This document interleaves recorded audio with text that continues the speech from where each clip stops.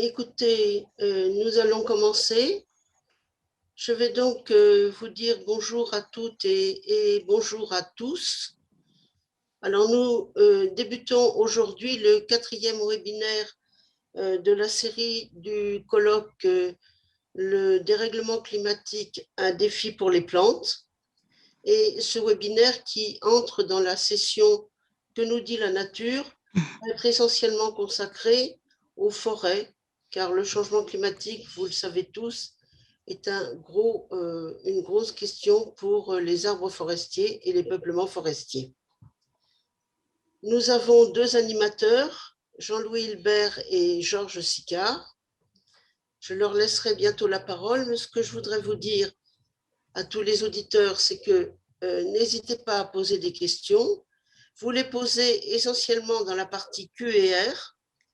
Les questions seront relevées et elles seront posées à la fin de chaque exposé par l'un des animateurs. Par contre, si vous avez un problème d'écoute ou un problème technique, vous nous interpellez dans la partie discussion. Voilà. Maintenant, je vais céder la parole à Jean-Louis ou à Georges, celui qui commence, et nous allons commencer ce webinaire avec les trois interventions de Catherine Massonnet, de François Lefebvre et de Catherine Petit. Oh mais j'ai oublié quelque chose de très très important, c'est que Kathleen Petit, cette année, est notre lauréate du prix de thèse. Je pense que les spectateurs, enfin au moins certains d'entre eux, savent que la SNHF accorde un prix de 3 000 € chaque année à une lauréate ou à un lauréat qui a soutenu sa thèse récemment sur un sujet qui est proche du thème du colloque. Et c'était le cas pour Kathleen, qui a été sélectionnée par le conseil scientifique, et nous la félicitons tous. Voilà, bravo Kathleen. Merci à tous. Bien, allez-y. Bonjour à toutes et à tous. Donc, je m'appelle Jean-Louis Hilbert. Avec mon collègue Georges Sicard, nous allons animer ce 4e webinaire, comme l'a indiqué Yvette. Donc, 3 intervenants cet après-midi et 3 conférenciers. Donc, la première conférence, nous avons le plaisir d'accueillir donc Catherine Massonnet, qui est chargée de recherche à l'INRA de Nancy. Après avoir travaillé sur l'architecture et le fonctionnement carboné du pommier, puis sur les déterminants de la croissance foliaire d'Arabidopsis au centre INRA de Montpellier. Elle développe maintenant ses activités de recherche en écophysiologie au sein de l'UMR Silva, sur le beau site du centre INRA Grand Est de Champenoux. Dans le cadre de ce colloque, le titre de son intervention est intitulé « Vulnérabilité des forêts face au changement climatique ». Je lui laisse la parole pour une trentaine de minutes, sachant qu'à la fin de son intervention, bien évidemment, elle se fera sans doute un plaisir de répondre à certaines de vos questions. Comme l'a indiqué Yvette, n'hésitez pas à poser vos questions dans la rubrique Q&R qui vous est proposée à l'aide de ce logiciel. Excuse-moi Jean-Louis, le temps de parole c'est 20 minutes. Hein. Ah pardon, je pensais que c'était une trentaine de minutes. Non, c'est 20 minutes plus 10 minutes de discussion. D'accord, très bien, très bien. Autant pour moi. Catherine, à toi la parole. Eh bien, bonjour à tous. Merci de m'avoir invité à faire cette présentation au colloque de la SNHF. Donc, je vais essayer de partager mon écran. Ça a marché tout à l'heure. J'espère que ça va continuer. Hop.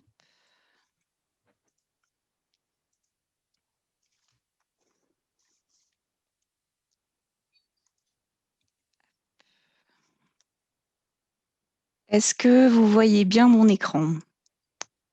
Oui, mais il faudrait vous mettre en plein écran. Oui, voilà. C'est bon là ? Oui, c'est bien. Parfait.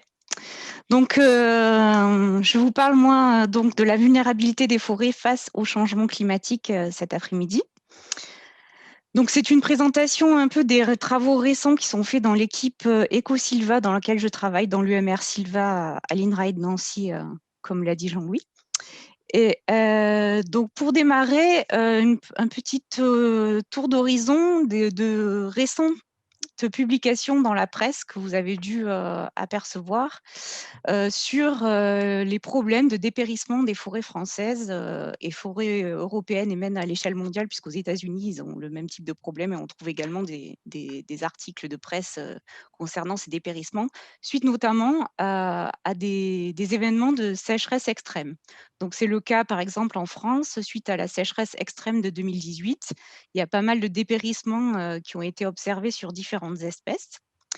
Mais ces problèmes de dépérissement ne sont pas nouveaux, puisqu'à chaque événement extrême, suite à l'événement extrême de 2003, on avait également eu des phases de dépérissement en forêt.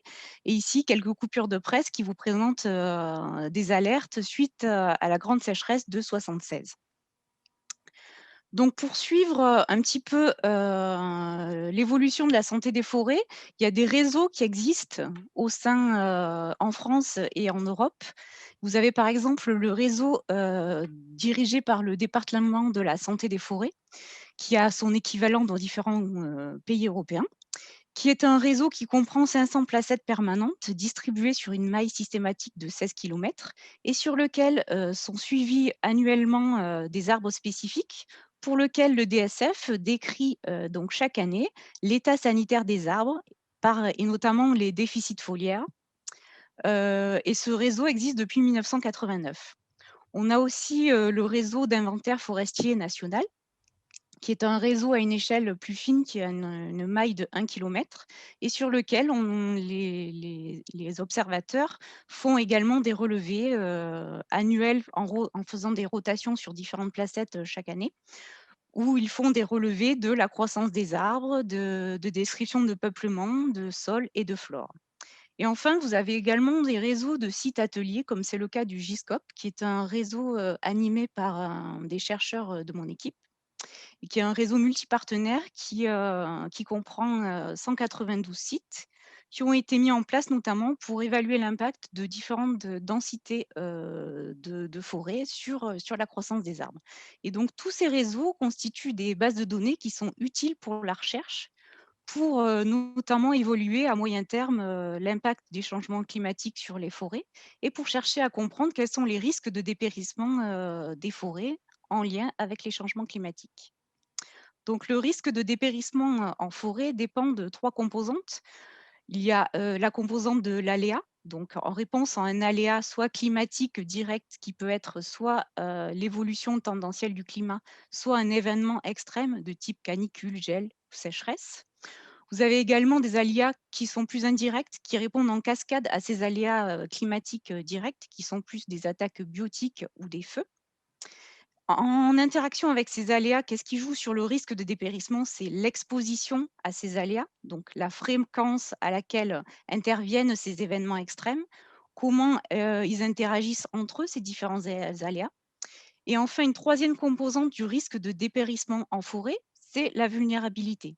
Vulnérabilité qui peut toucher différents domaines, les arbres eux-mêmes qui sont liés, donc la vulnérabilité liée à l'espèce, au statut carboné des arbres par exemple, ou à l'âge des arbres. Vous avez de la vulnérabilité liée au peuplement, donc ça va être la densité de tiges dans les peuplements ou la composition en espèces qui peut être une source de vulnérabilité des peuplements. Vous avez de la vulnérabilité, ce qu'on appelle écologique, notamment liée à la qualité des sols, à la réserve utile, donc la quantité d'eau dans les sols. Vous avez de la vulnérabilité sylvicole, donc qui est liée plus à l'intervention de la gestion. Et enfin, plutôt de la vulnérabilité qui peut être génétique liée aux provenances qui sont plus ou moins bien adaptées aux conditions écologiques et au climat dans lequel elles se trouvent. Et donc, avec les changements climatiques, on a une aggravation des aléas et de leurs interactions, une augmentation de la fréquence d'exposition à ces aléas et une amplification de la vulnérabilité face à des aléas plus violents, plus nombreux, ce qui amplifie donc le risque de dépérissement des forêts.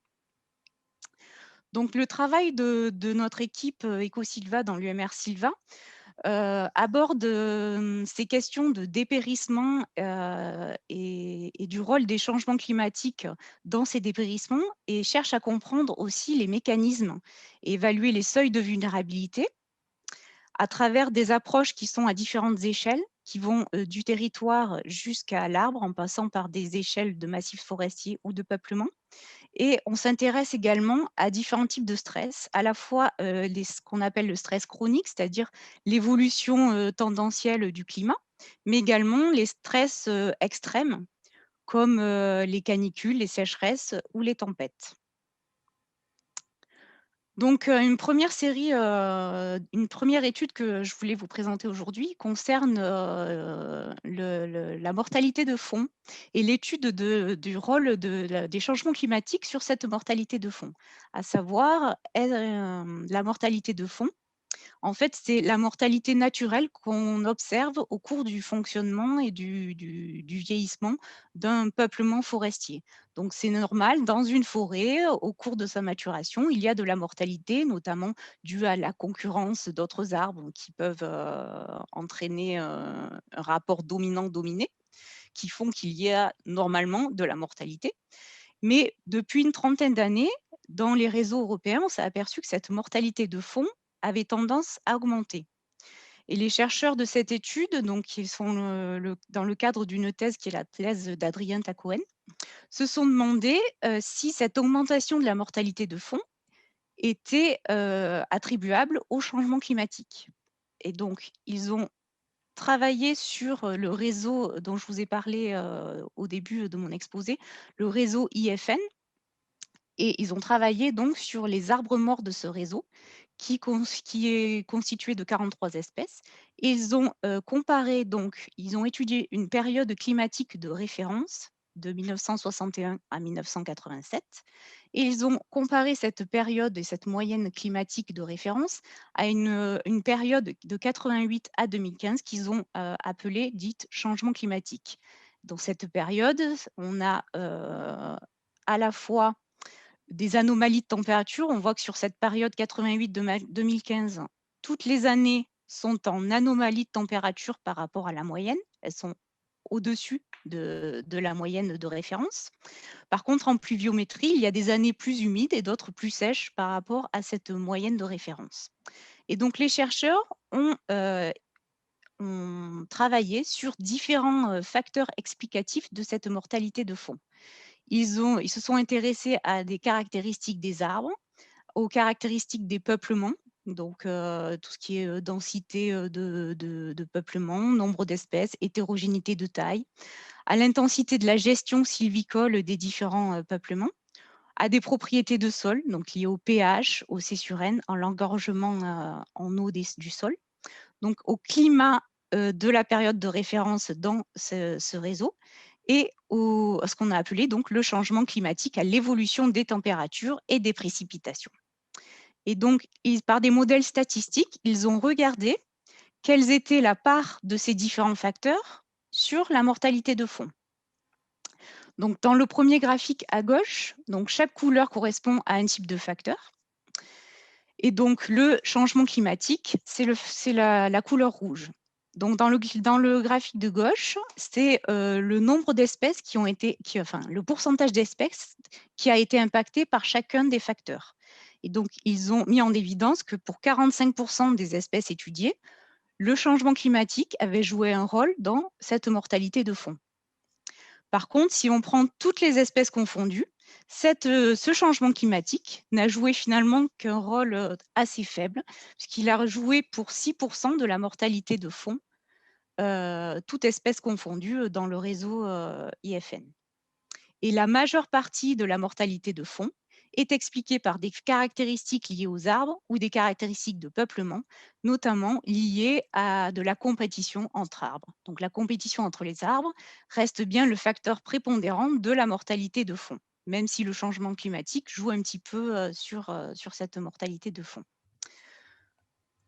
Donc, on a vu que face au stress chronique des arbres, les arbres arrivent plus ou moins à faire face, puisqu'on a vu que le changement climatique jouait encore assez peu sur cette mortalité de fond. Par contre, face au choc climatique extrême, Souvent, ils n'ont pas le temps d'ajuster leur fonctionnement et du coup, ces événements extrêmes engendrent des dépérissements et des mortalités, souvent beaucoup plus importantes. Lors des dépérissements, on observe par exemple des dégradations des houppiers avec des pertes foliaires, des mortalités de branches, comme vous voyez ici sur les photos. Et le niveau de déficit foliaire, c'est une des variables qui est suivie au sein du réseau 1616 du DSF pour caractériser l'état de santé des arbres.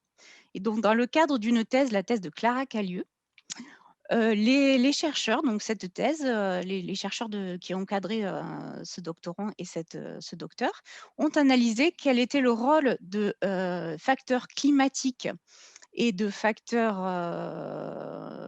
écologiques sur cette évolution temporelle des déficits foliaires. Et par des analyses des modèles statistiques, ils ont hiérarchisé quels étaient les facteurs qui jouaient prépondéramment sur ces déficits foliaires. Et en fait, ils ont mis en évidence que les déficits hydriques de l'année précédant les mesures de déficit foliaire jouaient bien sur cette dégradation de l'état des cimes.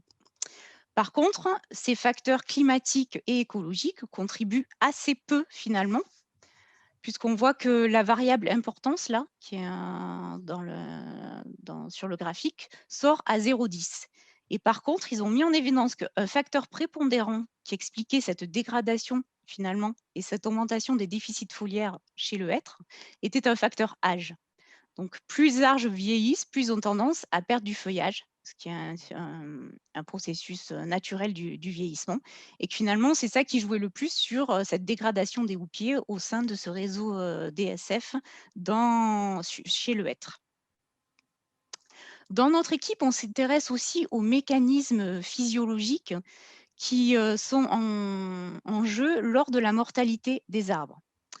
Donc, quels sont ces principaux mécanismes que l'on trouve dans la littérature, décrits dans la littérature pour expliquer la mortalité des arbres? Il y en a plusieurs. Le premier, c'est le dysfonctionnement hydraulique, c'est-à-dire que les arbres ont sur leurs feuilles des stomates qui permettent l'entrée de CO2 et la sortie d'eau, et donc par transpiration, les arbres ont des pertes d'eau et c'est ce qui entraîne les flux d'eau entre le sol et l'atmosphère. En réponse à une sécheresse intense, ces flux d'eau sont plus importants. Il y a de plus en plus de pertes d'eau par transpiration. Et les gradients de tension de l'eau dans ces colonnes d'eau sont de plus en plus importantes. Et il y a des risques de perte de cohésion entre les molécules d'eau au sein de ces vaisseaux et les risques d'apparition de bulles d'air au sein de ces vaisseaux. C'est ce qu'on appelle l'embolie des vaisseaux. Et donc c'est ce que vous voyez sur les petites images là, en fait, les petites taches noires correspondent à de l'embolie gazeuse. Et plus la sécheresse est intense, plus on voit que le niveau d'embolie est important. Et on peut être amené à observer des mortalités de branches ou voire même la mortalité de l'arbre si 90% des vaisseaux de ces arbres ont perdu leur conductivité. Donc ça, c'est des travaux qui ont été menés par l'INRA de Clermont, INRA et de Clermont-Ferrand, qui ont mis en évidence chez le hêtre et chez le peuplier que à partir de tensions assez fortes pour le hêtre et pour le peuplier, on avait une perte de 90% de conductivité hydraulique et c'est à partir de ce seuil-là qu'on a observé la mortalité des arbres. Donc ça, c'est le premier processus lié à la mortalité des arbres. Un deuxième processus, c'est ce qu'on appelle en anglais la carbon starvation, donc le manque de carbone. Donc ça, ce sont des processus sur lesquels notre équipe travaille plus particulièrement. C'est-à-dire que ces stomates, pour limiter les pertes en eau des arbres, peuvent se fermer, ce qui, en contrepartie, empêche l'arbre d'absorber du CO2 et de faire donc la photosynthèse. Donc, à court terme, ça ne pose pas de problème puisque les arbres ont à leur disposition ce qu'on appelle des réserves carbonées qu'ils peuvent utiliser pour pallier à ce manque temporaire de carbone pour toutes leurs fonctions essentielles comme la respiration, la défense, la reproduction, voire la croissance. Mais si cette sécheresse se prolonge et que donc cette régulation stomatique se poursuit, les arbres peuvent être amenés à manquer de carbone. Les réserves carbonées pourraient ne pas suffire et donc les arbres pourraient mourir de faim. Donc ça, c'est le deuxième processus qui intervient dans la mortalité des arbres. Et enfin, le dernier processus est une mort par manque de capacité de défense, à savoir que les deux premiers processus, à savoir le dysfonctionnement hydraulique et le manque de carbone, peuvent, s'ils n'aboutissent pas à la mort des arbres, occasionner en tout cas un affaiblissement des arbres. Et les bioagresseurs profitent de cet affaiblissement des arbres pour les attaquer, et donc pour aboutir à la mort des arbres. Voilà. Donc, sachant que tous ces processus sont en interaction les uns des autres, ce qui est difficile à travailler, puisque souvent les différents processus sont corrélés entre eux. Donc, nous avons travaillé sur ce processus de manque de carbone dans le cadre d'une thèse, la thèse de Pierre-Antoine Juste. Nous avons travaillé, cherché à comprendre ce processus sur des hêtres des hêtres de 7 ans que nous avons placés en situation de sécheresse sous un toit. Et nous avons irrigué une partie des arbres pour avoir un traitement de témoin. Et nous avons comparé donc l'évolution du fonctionnement de ces arbres pendant 3 ans, ces arbres étant soumis à une sécheresse intense et en permanence. Donc, sur le premier graphique que vous voyez la caractérisation de l'humidité du sol entre les deux traitements, le traitement témoin en gris et le traitement sec en noir. Donc, on voit bien qu'il y a une forte différence d'humidité du sol. On a bien deux traitements très contrastés en termes d'humidité du sol. Donc, on a suivi chez ces deux traitements la phénologie foliaire. On a suivi à la fois le débourrement et la sénescence pour voir l'impact de cette sécheresse sur la saison de végétation. On a observé un raccourcissement de la saison de végétation de 10 à 12 jours selon les années, donc en réponse à la sécheresse. On a aussi suivi la croissance annuelle en diamètre des arbres, mettant en évidence une forte réduction de la croissance annuelle sous sécheresse, entre 36 et 87% selon les années. Et enfin, on a suivi aussi l'évolution donc des composés de réserve carbonée, qu'on appelle les NSC, dans les différents compartiments des arbres, dans le tronc, les branches et les racines, au cours de différentes périodes clés de la saison. Donc, la première période qui est juste après le débourrement, puisque à cette période, les réserves carbonées sont censées atteindre un minimum, puisqu'elles ont été utilisées pour la mise en place des feuilles. Puis, progressivement, au cours de la saison, ces réserves carbonées se reconstituent grâce au processus de photosynthèse qui permet de créer du carbone et d'être donc mis en réserve, mise pour la fonction de stockage. Et donc, on a dosé ces composés de réserves carbonées en octobre 2015, qui correspondait à la fin de la deuxième année de sécheresse. Puis en juin 2016, donc le début de la troisième année de sécheresse, on a mis en évidence que dans le traitement sécheresse, les concentrations en réserve carbonée étaient supérieures par rapport au traitement témoin.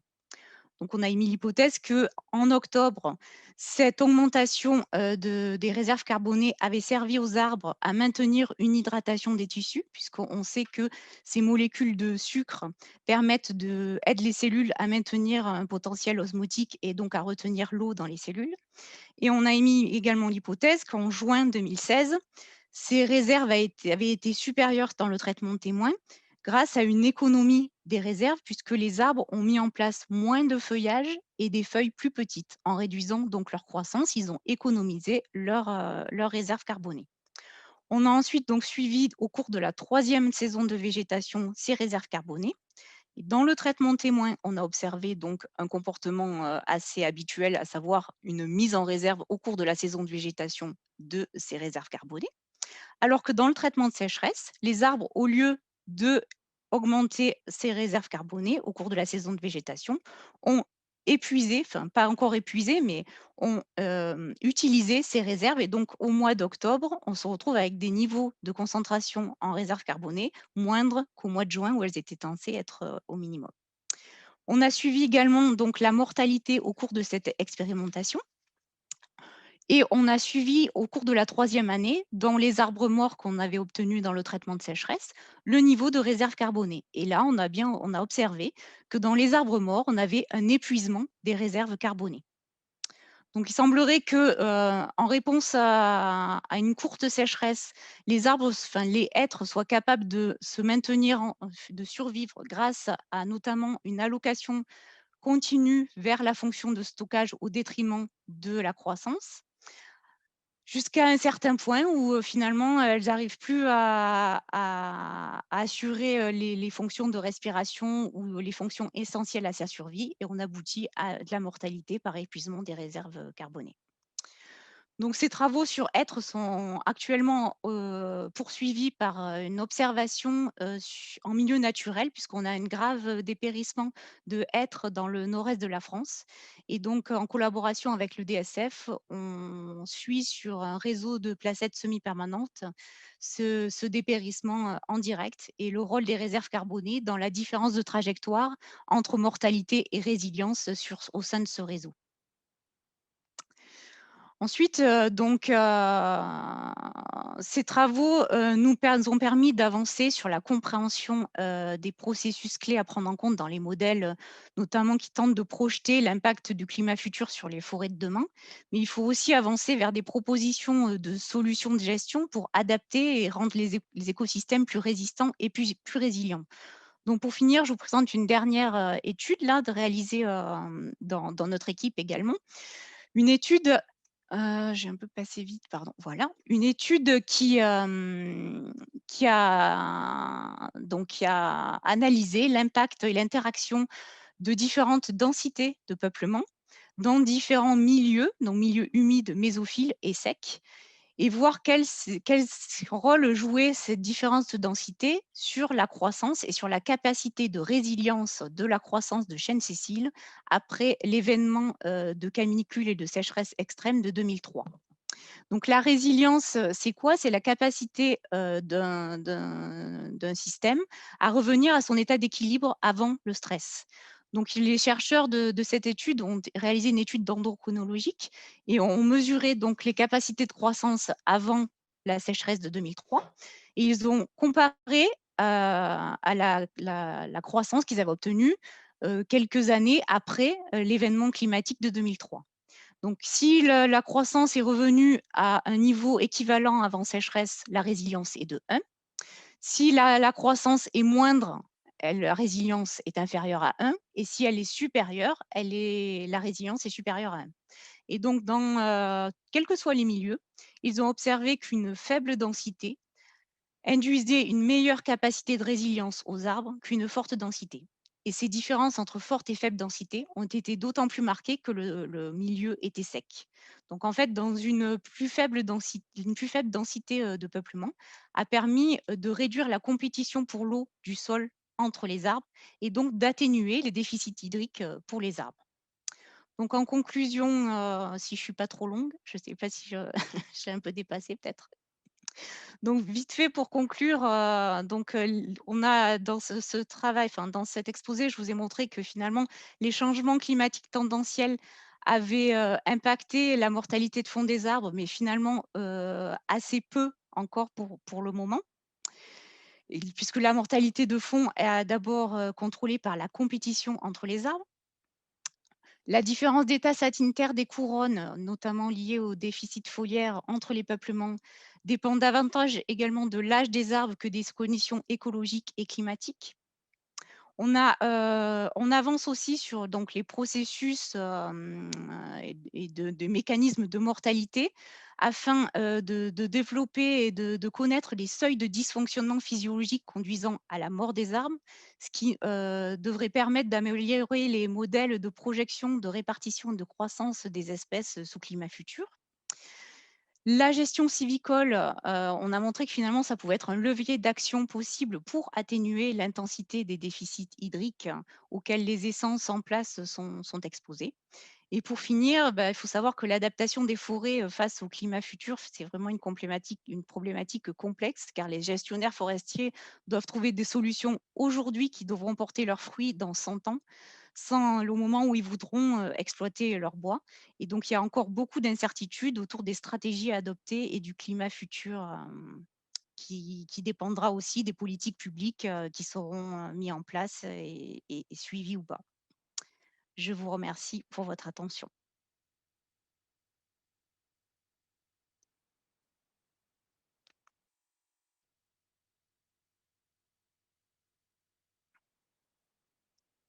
Merci beaucoup. Merci beaucoup pour cette présentation qui, je crois, était très, très claire. À ce stade, nous n'avons pas eu de questions, mais c'est souvent comme ça, puisque les gens sont attentifs à la présentation. Il n'y a pas forcément de questions. Voilà une question qui arrive. Alors, je vais vous la lire en direct parce que je n'ai pas eu le temps d'en prendre connaissance. Donc, la première question, c'est les résultats montrés sur les hêtres sont-ils transposables à d'autres types d'arbres, tels les bouleaux, avec un enracinement différent? C'est Monsieur Bataille, Alain Bataille, qui pose cette question et qui dit qu'il observe depuis 2016 beaucoup de mortalité dans les bouleaux qui font 15 mètres de haut.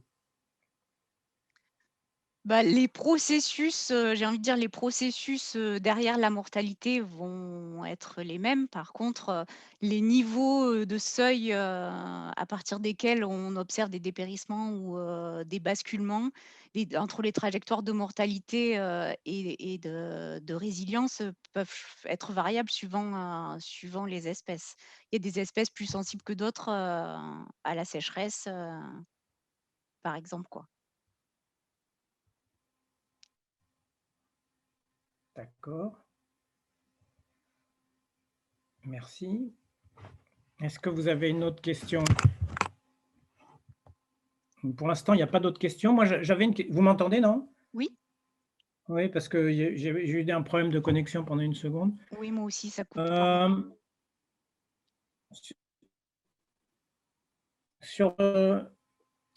Dans votre exposé, vous dites finalement le changement climatique a peu d'effets directs sur la mortalité de fond, puisque c'est les questions de densité de peuplement qui sont le premier élément à agir sur la mortalité de fond. Mais en même temps, vous dites quand la densité est plus forte, il y a une plus grande réaction des peuplements au changement climatique. Donc, je n'arrive pas finalement bien dans l'exposé à faire la part de l'effet quand même du climat. Alors, est-ce que c'est un effet lié aussi à la densité de peuplement?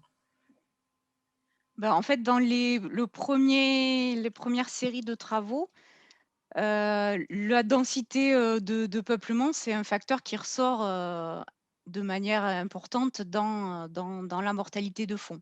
Après, dans la deuxième série de travaux que je présentais, c'est plus c'est pas le même type de réponse, puisque dans un cas, c'est la réponse à l'évolution tendancielle du climat qu'on a cherché à mettre en évidence, alors que dans la deuxième réponse, c'est un événement extrême et la réponse à cet événement extrême, où là, la forêt répond de manière extrêmement forte à un événement extrême.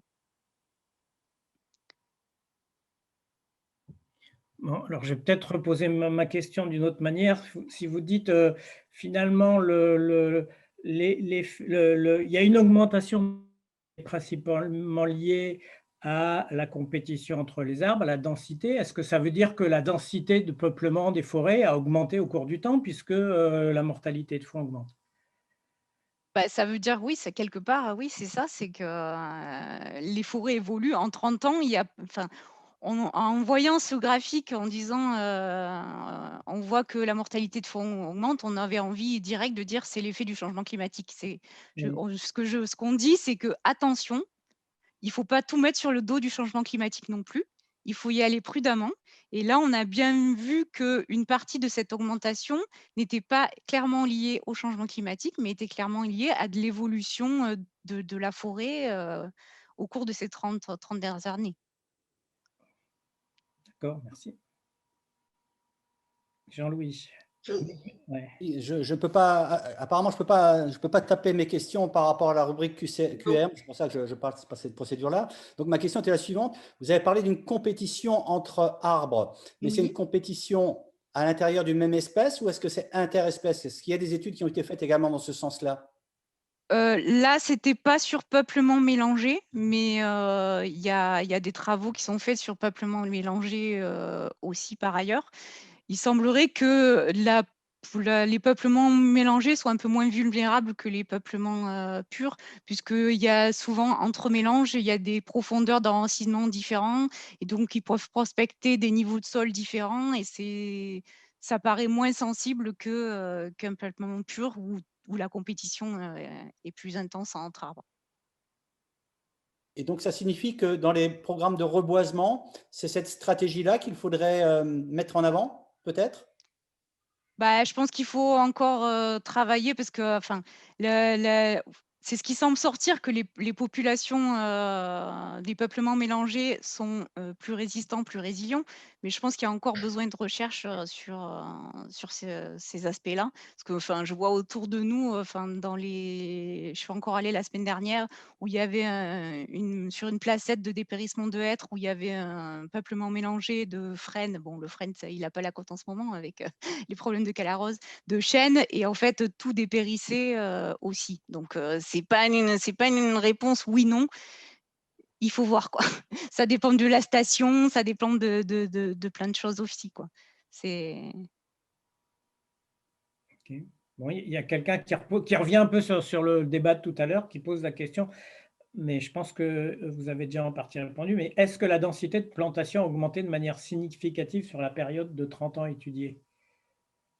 Alors, j'ai pas les chiffres en tête, c'est pas moi qui ai pris en charge cette étude-là, donc je pourrais pas vous dire, exactement, des chiffres là derrière. Mais, il s'est ressorti que oui, la densité, et les peuplements avaient évolué, en termes de caractéristiques de peuplement, donc j'ai pas de chiffres, désolée à vous proposer, pour illustrer, ce propos, mais clairement oui. Merci. Merci bien. Merci à vous. Est-ce que les différentes personnes présentes ont des questions? Il y a une nouvelle question de Monsieur Bataille. Y a-t-il une évolution de la rhizosphère avec des aléas climatiques qui se traduit par une résilience plus ou moins grande des arbres et est-elle quantifiée ou étudiée? Alors dans notre équipe, on n'a pas de travaux, sur la rhizosphère, mais c'est quelque chose qui est étudié, et ça dépend vraiment des stations sur lesquelles les arbres se trouvent, de la profondeur de sol, du type de sol. C'est vraiment, je pense que c'est à l'échelle locale qu'il va falloir, un petit peu gérer ces questions, de résilience, de résistance des arbres. Merci. Bon, j'avais juste une question plus anecdotique. Vous avez continué une 4e année à faire souffrir vos hêtres ou c'est arrêté avec les 13% de mortalité? Non, on a arrêté l'expérimentation, là, faute de financement. On avait prévu en fait de les réirriguer pour étudier la résilience après. Mais, faute de financement, on n'a pas pu continuer, donc ils sont morts mais coupés. Ok, c'est effectivement dommage parce que je pense que c'était important Ouais. d'observer la résilience, en effet. Ouais. Sur Puis les 80 arrivé un moment, il y avait une densité d'arbres un petit peu trop importante aussi, qui aurait gêné, les observations, je pense. D'accord. Bien, eh ben, écoutez, s'il n'y a pas d'autres questions, si personne n'a de questions, en tous les cas, il n'y en a pas d'autres qui s'affichent dans le petit. Alors, chouette, il y en a une qui vient d'arriver. Alors, c'est une question de Séridouane Dupont-Doharé qui demande, dans cette même expérimentation, les arbres auraient-ils pu se rétablir si le stress hydrique s'était arrêté, ou bien est-ce irréversible? Alors, le hêtre a la capacité de réagir très vite en termes de reprise de croissance. C'est pour ça qu'il y a au final des longs dépérissements de hêtres. Il y en a eu très peu jusqu'ici, puisque c'était souvent une sécheresse. Donc, le hêtre, il réagit sur 2 ans. Puis la 3e année, s'il y a une réirrigation, il repart très, très vite. Et il peut récupérer assez rapidement Là, cette situation qu'on vit actuellement dans le nord-est de la France, c'est une sécheresse au cours de 2018, 2019, 2020, ce qui a en fait fait une répétition de notre expérimentation. Oui. Et là, vraiment, À grande 3 années de sécheresse, le hêtre va très, très mal dans le nord-est de la France. Donc après, on espère, enfin, autant dans l'expérimentation, on espérait avoir des morts, autant là, on espère qu'on va finir par avoir des survivants parce que ça se dégrade tellement qu'on se demande si on va arriver à avoir des survivants. Mais normalement, le hêtre a cette capacité d'être assez résilient face à un événement climatique extrême. Jusqu'à quand? La 3e année de croissance, quelle était la perte de feuillage? Je ne sais pas si vous l'avez présenté sur les arbres stressés par rapport au… Les feuilles étaient vraiment toutes petites et ils avaient il y avait de la mortalité de branches assez importante. Donc, ils étaient assez dégradés. Donc, c'est la situation finalement des arbres aujourd'hui. Oui. Ah.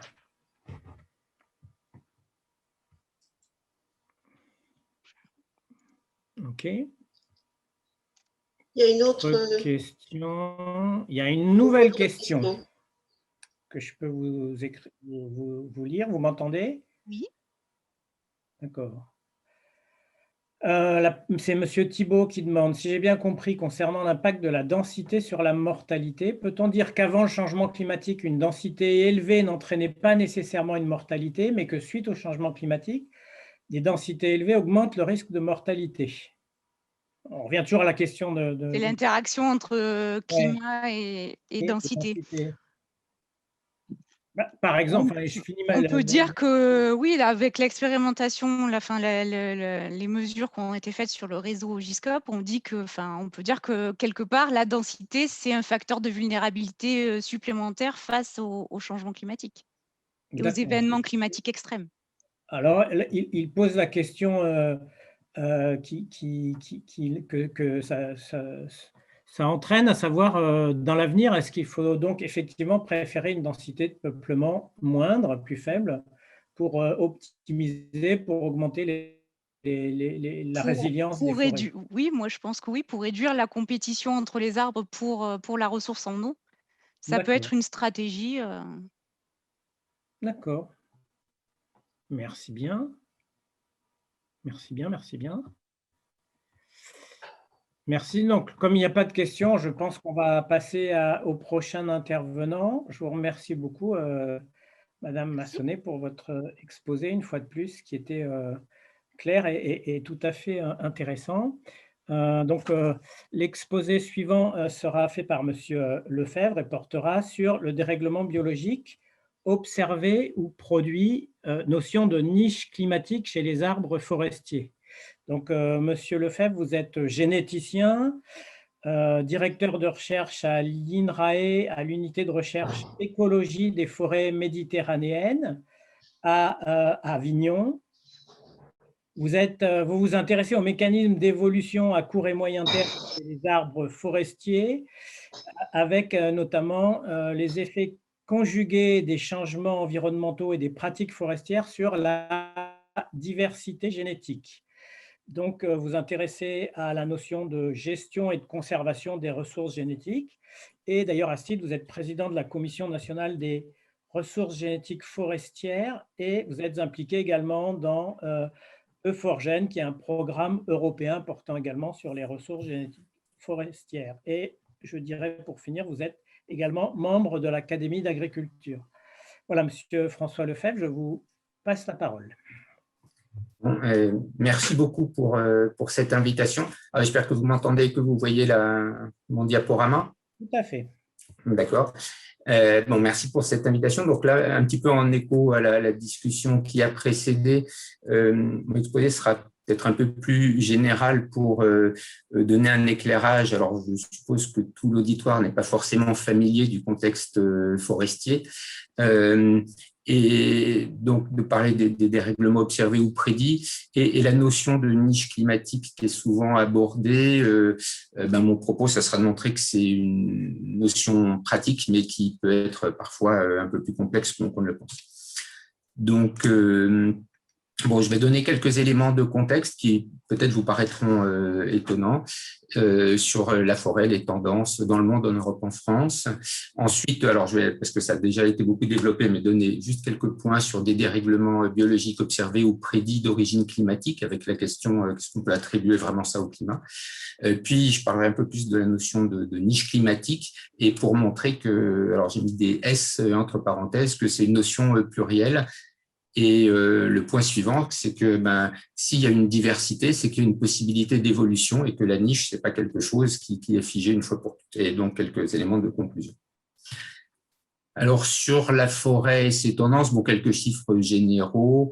Rappeler l'importance de la forêt sur la planète. Donc, c'est 30% des surfaces continentales, mais ces 30% représentent 50% de la production primaire nette terrestre et ça représente 42% du stock de carbone terrestre. Donc, c'est vraiment un rôle très important par rapport aussi à l'action qu'on peut avoir sur le climat.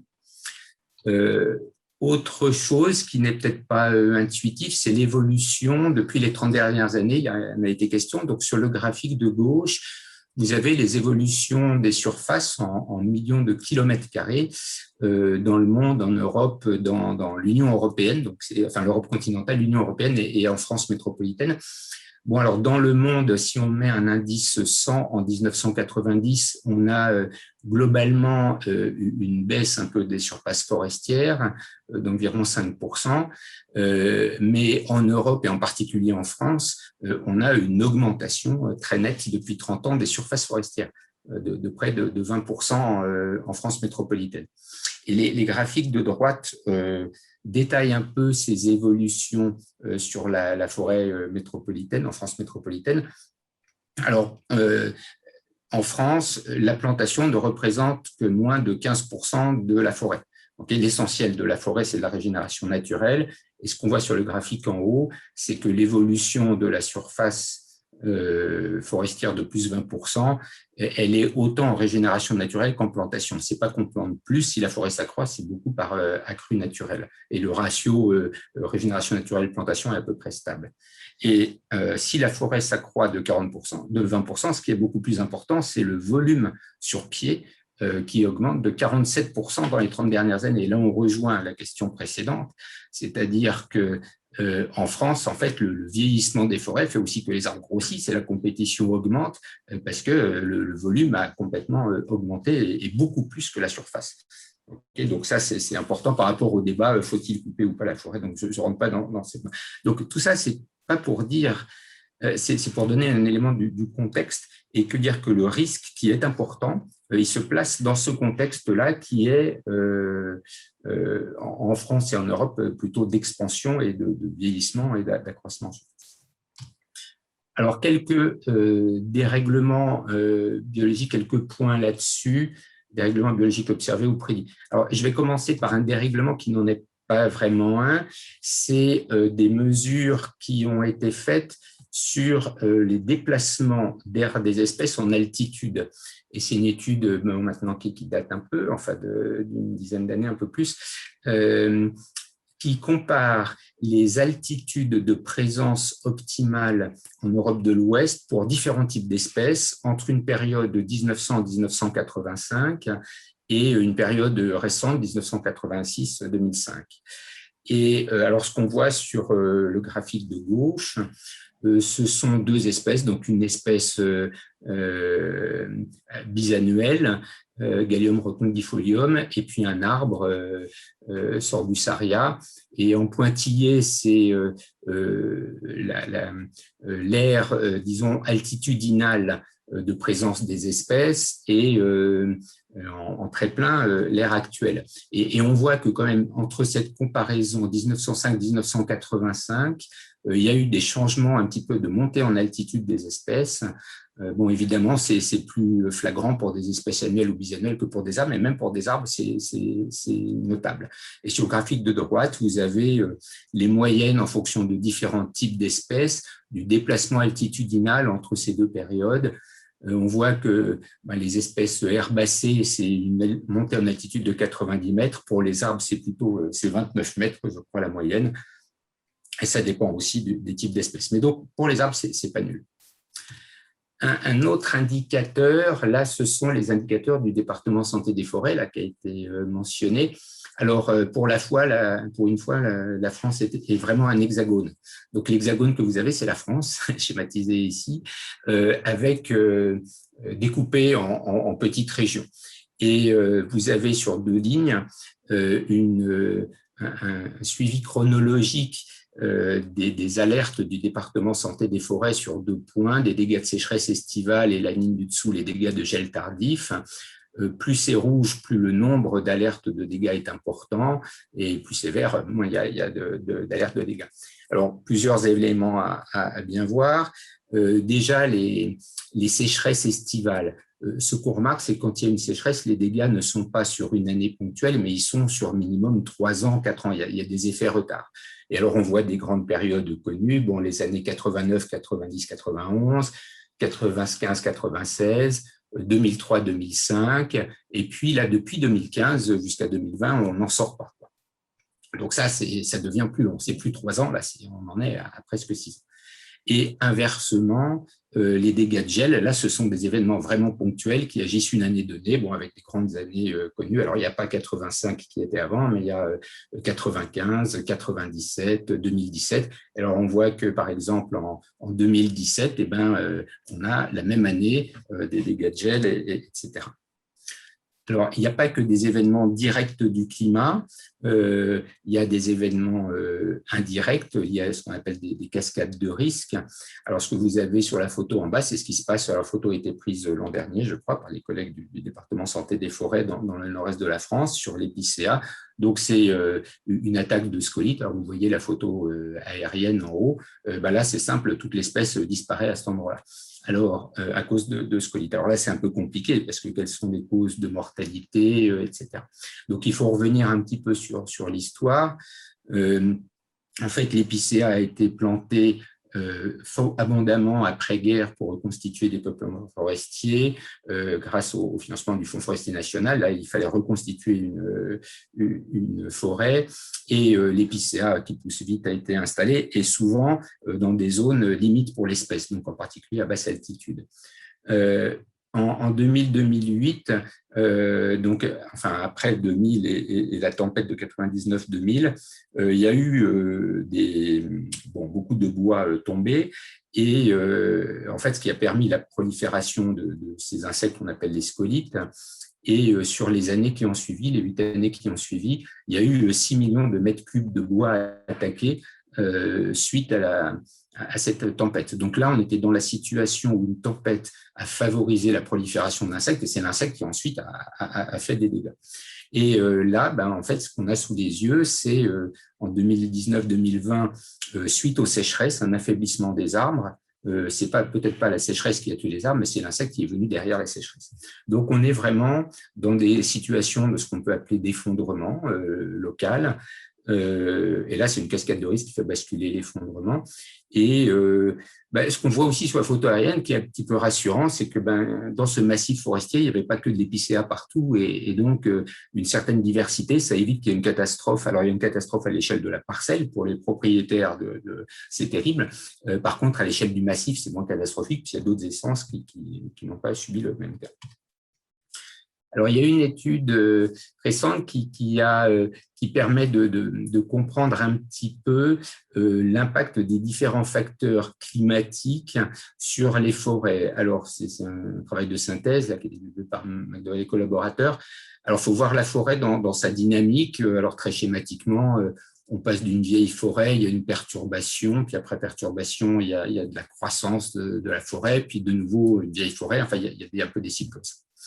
Et ce que vous avez dans le petit tableau, les différentes lignes, ce sont les facteurs de changement climatique, donc augmentation de la concentration en CO2, augmentation de la température, augmentation du déficit de vapeur d'eau dans l'atmosphère, augmentation de la sécheresse du sol, augmentation du risque incendie, du vent et possiblement des proliférations d'insectes. Donc la tendance attendue, c'est l'augmentation pour tout ça.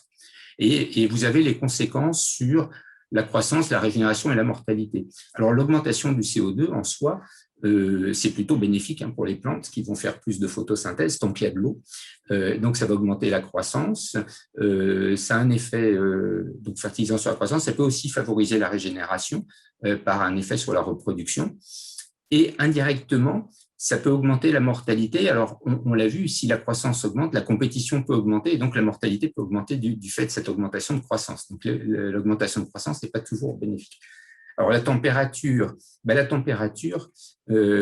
suivant les lieux, va être très variable. Elle va augmenter, ça va favoriser la croissance. Par exemple, en forêt boréale, ça va favoriser la croissance. Par contre, augmentation de température dans des zones qui sont déjà très chaudes, ça va diminuer la croissance. Donc là, il y a un effet variable suivant les lieux. Bon, le déficit de vapeur d'eau va dans tous les cas être défavorable à la croissance, à la régénération et favorable à la mortalité, etc. Ce qu'il faut retenir de ce tableau, c'est qu'en fait, dans tout ce qui augmente finalement systématiquement un petit peu, c'est la mortalité. En termes de croissance-reproduction, on va avoir des effets très hétérogènes suivant les lieux.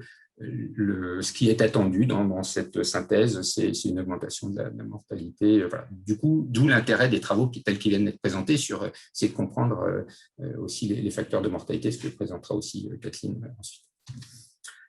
Alors, maintenant, je vais aborder la question de niche climatique. Alors, la niche climatique, ça peut se voir sous forme d'enveloppe ou comme ça. Alors, ça, ce sont des images qui sont tirées de l'Atlas européen des essences forestières d'Europe. Pour chaque espèce, vous avez des graphiques comme ça qui représentent sur un espace de variables climatiques. Alors là, j'indique seulement deux variables. En abscisse, c'est la température et en ordonnée, c'est les précipitations. Un peu où se situent chacune des espèces. Donc, ce que vous avez en fond gris, c'est tous les endroits où on trouve de la forêt sur les continents européens. Donc, on trouve de la forêt dans toutes les conditions climatiques, température, précipitation, qui sont représentées en point gris. Et ensuite, donc ce fond gris est le même pour toutes les espèces, donc là sur les quatre panneaux. En bleu, ce que vous avez, ce sont les points climatiques d'occurrence de chacune des espèces à l'échelle européenne. Alors, on voit classiquement l'épicéa, Picea abies, qui est une espèce plutôt de conditions froides, qui va se retrouver un peu partout dans les conditions dès que la température n'est pas trop chaude. Et en haut à droite, inversement, le pin pignon, qui est une espèce typiquement méditerranéenne qu'on va trouver que dans les zones chaudes. En bas à gauche, vous avez le sapin pectiné, Abies alba, qui est espèce de montagne et de milieu pas trop chaud, et puis le hêtre, Fagus tilbatica, avec son comportement un peu continental intermédiaire. Donc, on voit que graphiquement, on peut illustrer ce qu'on peut appeler une enveloppe climatique, qui sont les points d'occurrence des espèces. Alors, évidemment, là où se trouvent, les espèces se trouvent à un endroit, mais elles pourraient aussi se trouver ailleurs. Et ça a été notamment montré dans le cas du hêtre, qu'il se trouve, par mauvais hasard, qu'une grande partie des conditions climatiques favorables au hêtre correspondent à des zones urbaines en Europe. Donc, évidemment, dans ces zones urbaines, il n'y a pas de forêt de hêtre aujourd'hui. Et donc, artificiellement, je dirais, il n'y a pas de point d'occurrence de hêtre dans ces zones-là, alors qu'il pourrait y en avoir. Donc là, ce qu'on voit, c'est en gros la niche réalisée, mais on estime que localement, il peut y avoir des tas de petits facteurs qui vont faire que localement, on a des raisons autres que climatiques que l'espèce soit absente, mais si on regarde à l'échelle de toute l'aire de distribution, finalement, ces facteurs vont tellement changer d'un moment à l'autre, d'un endroit à l'autre, pardon, que ces points représentent bien ce qu'on peut appeler la niche fondamentale, c'est-à-dire le potentiel des espèces. Donc, premier type d'étude consiste à analyser de façon statistique ces points de présence-absence des espèces dans l'espace climatique. Et ça conduit à ce genre de carte qui, à partir des données de présence-absence, vont prédire quelles sont les conditions favorables actuellement pour les espèces, et puis comment finalement ces conditions favorables, suivant les scénarios climatiques, vont se déplacer dans l'espace suivant différents scénarios climatiques. Alors, ce que vous avez sur ces graphiques, ce sont des cartes de conditions favorables en vert ou conditions défavorables aux espèces en rouge. Plus c'est rouge, plus c'est défavorable. Chaque ligne correspond à une espèce. Et sur la colonne de gauche, vous avez le climat actuel. Sur la colonne du milieu, c'est le climat prédit entre d'ici une centaine d'années avec le scénario climatique qu'on appelle RCP 4.5, qui est en fait un scénario climatique médian, et puis la colonne de droite avec un changement climatique fort. Alors, ce qu'on voit visuellement, c'est que sur la ligne d'en haut, sur le sapin pectiné, donc il y a une ère favorable, de climat favorable dans les zones de montagne essentiellement, et puis essentiellement dans les zones de montagne. Ce climat favorable va se restreindre dès le scénario 4.5 et puis quasiment disparaître en scénario 8.5.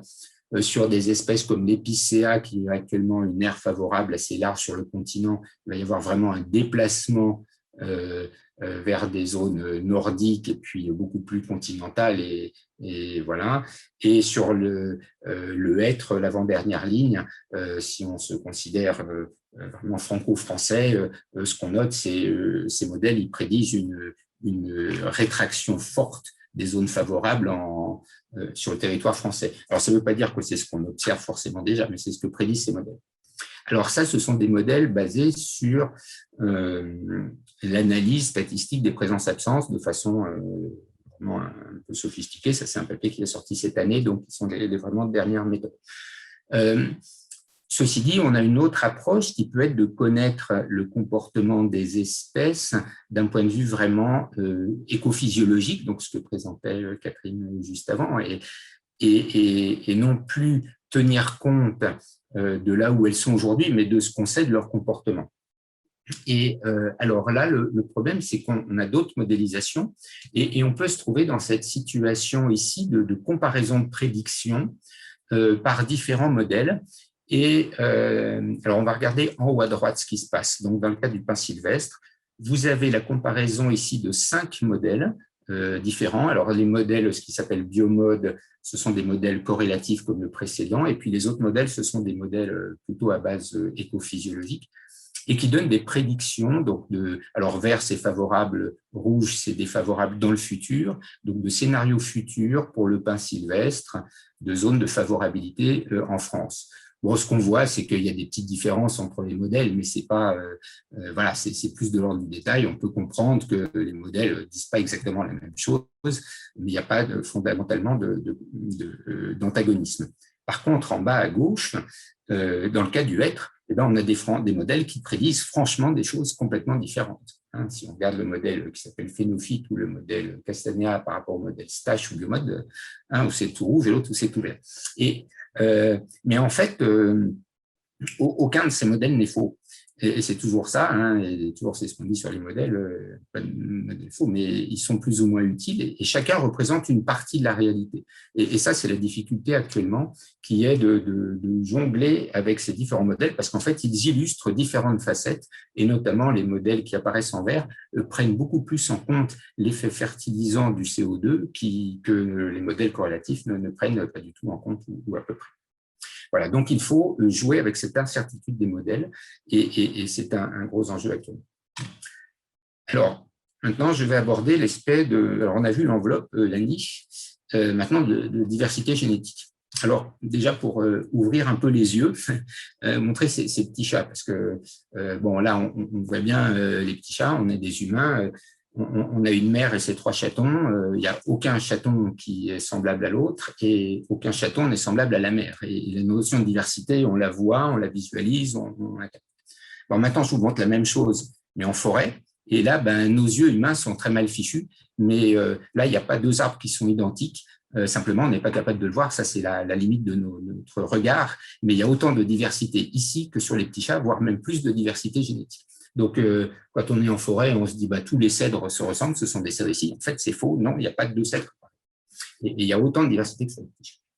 Et alors, si on creuse un peu plus loin, je reprends cette image du pin sylvestre. En fait, le pin sylvestre, on en trouve depuis la zone boréale jusqu'à l'Andalousie.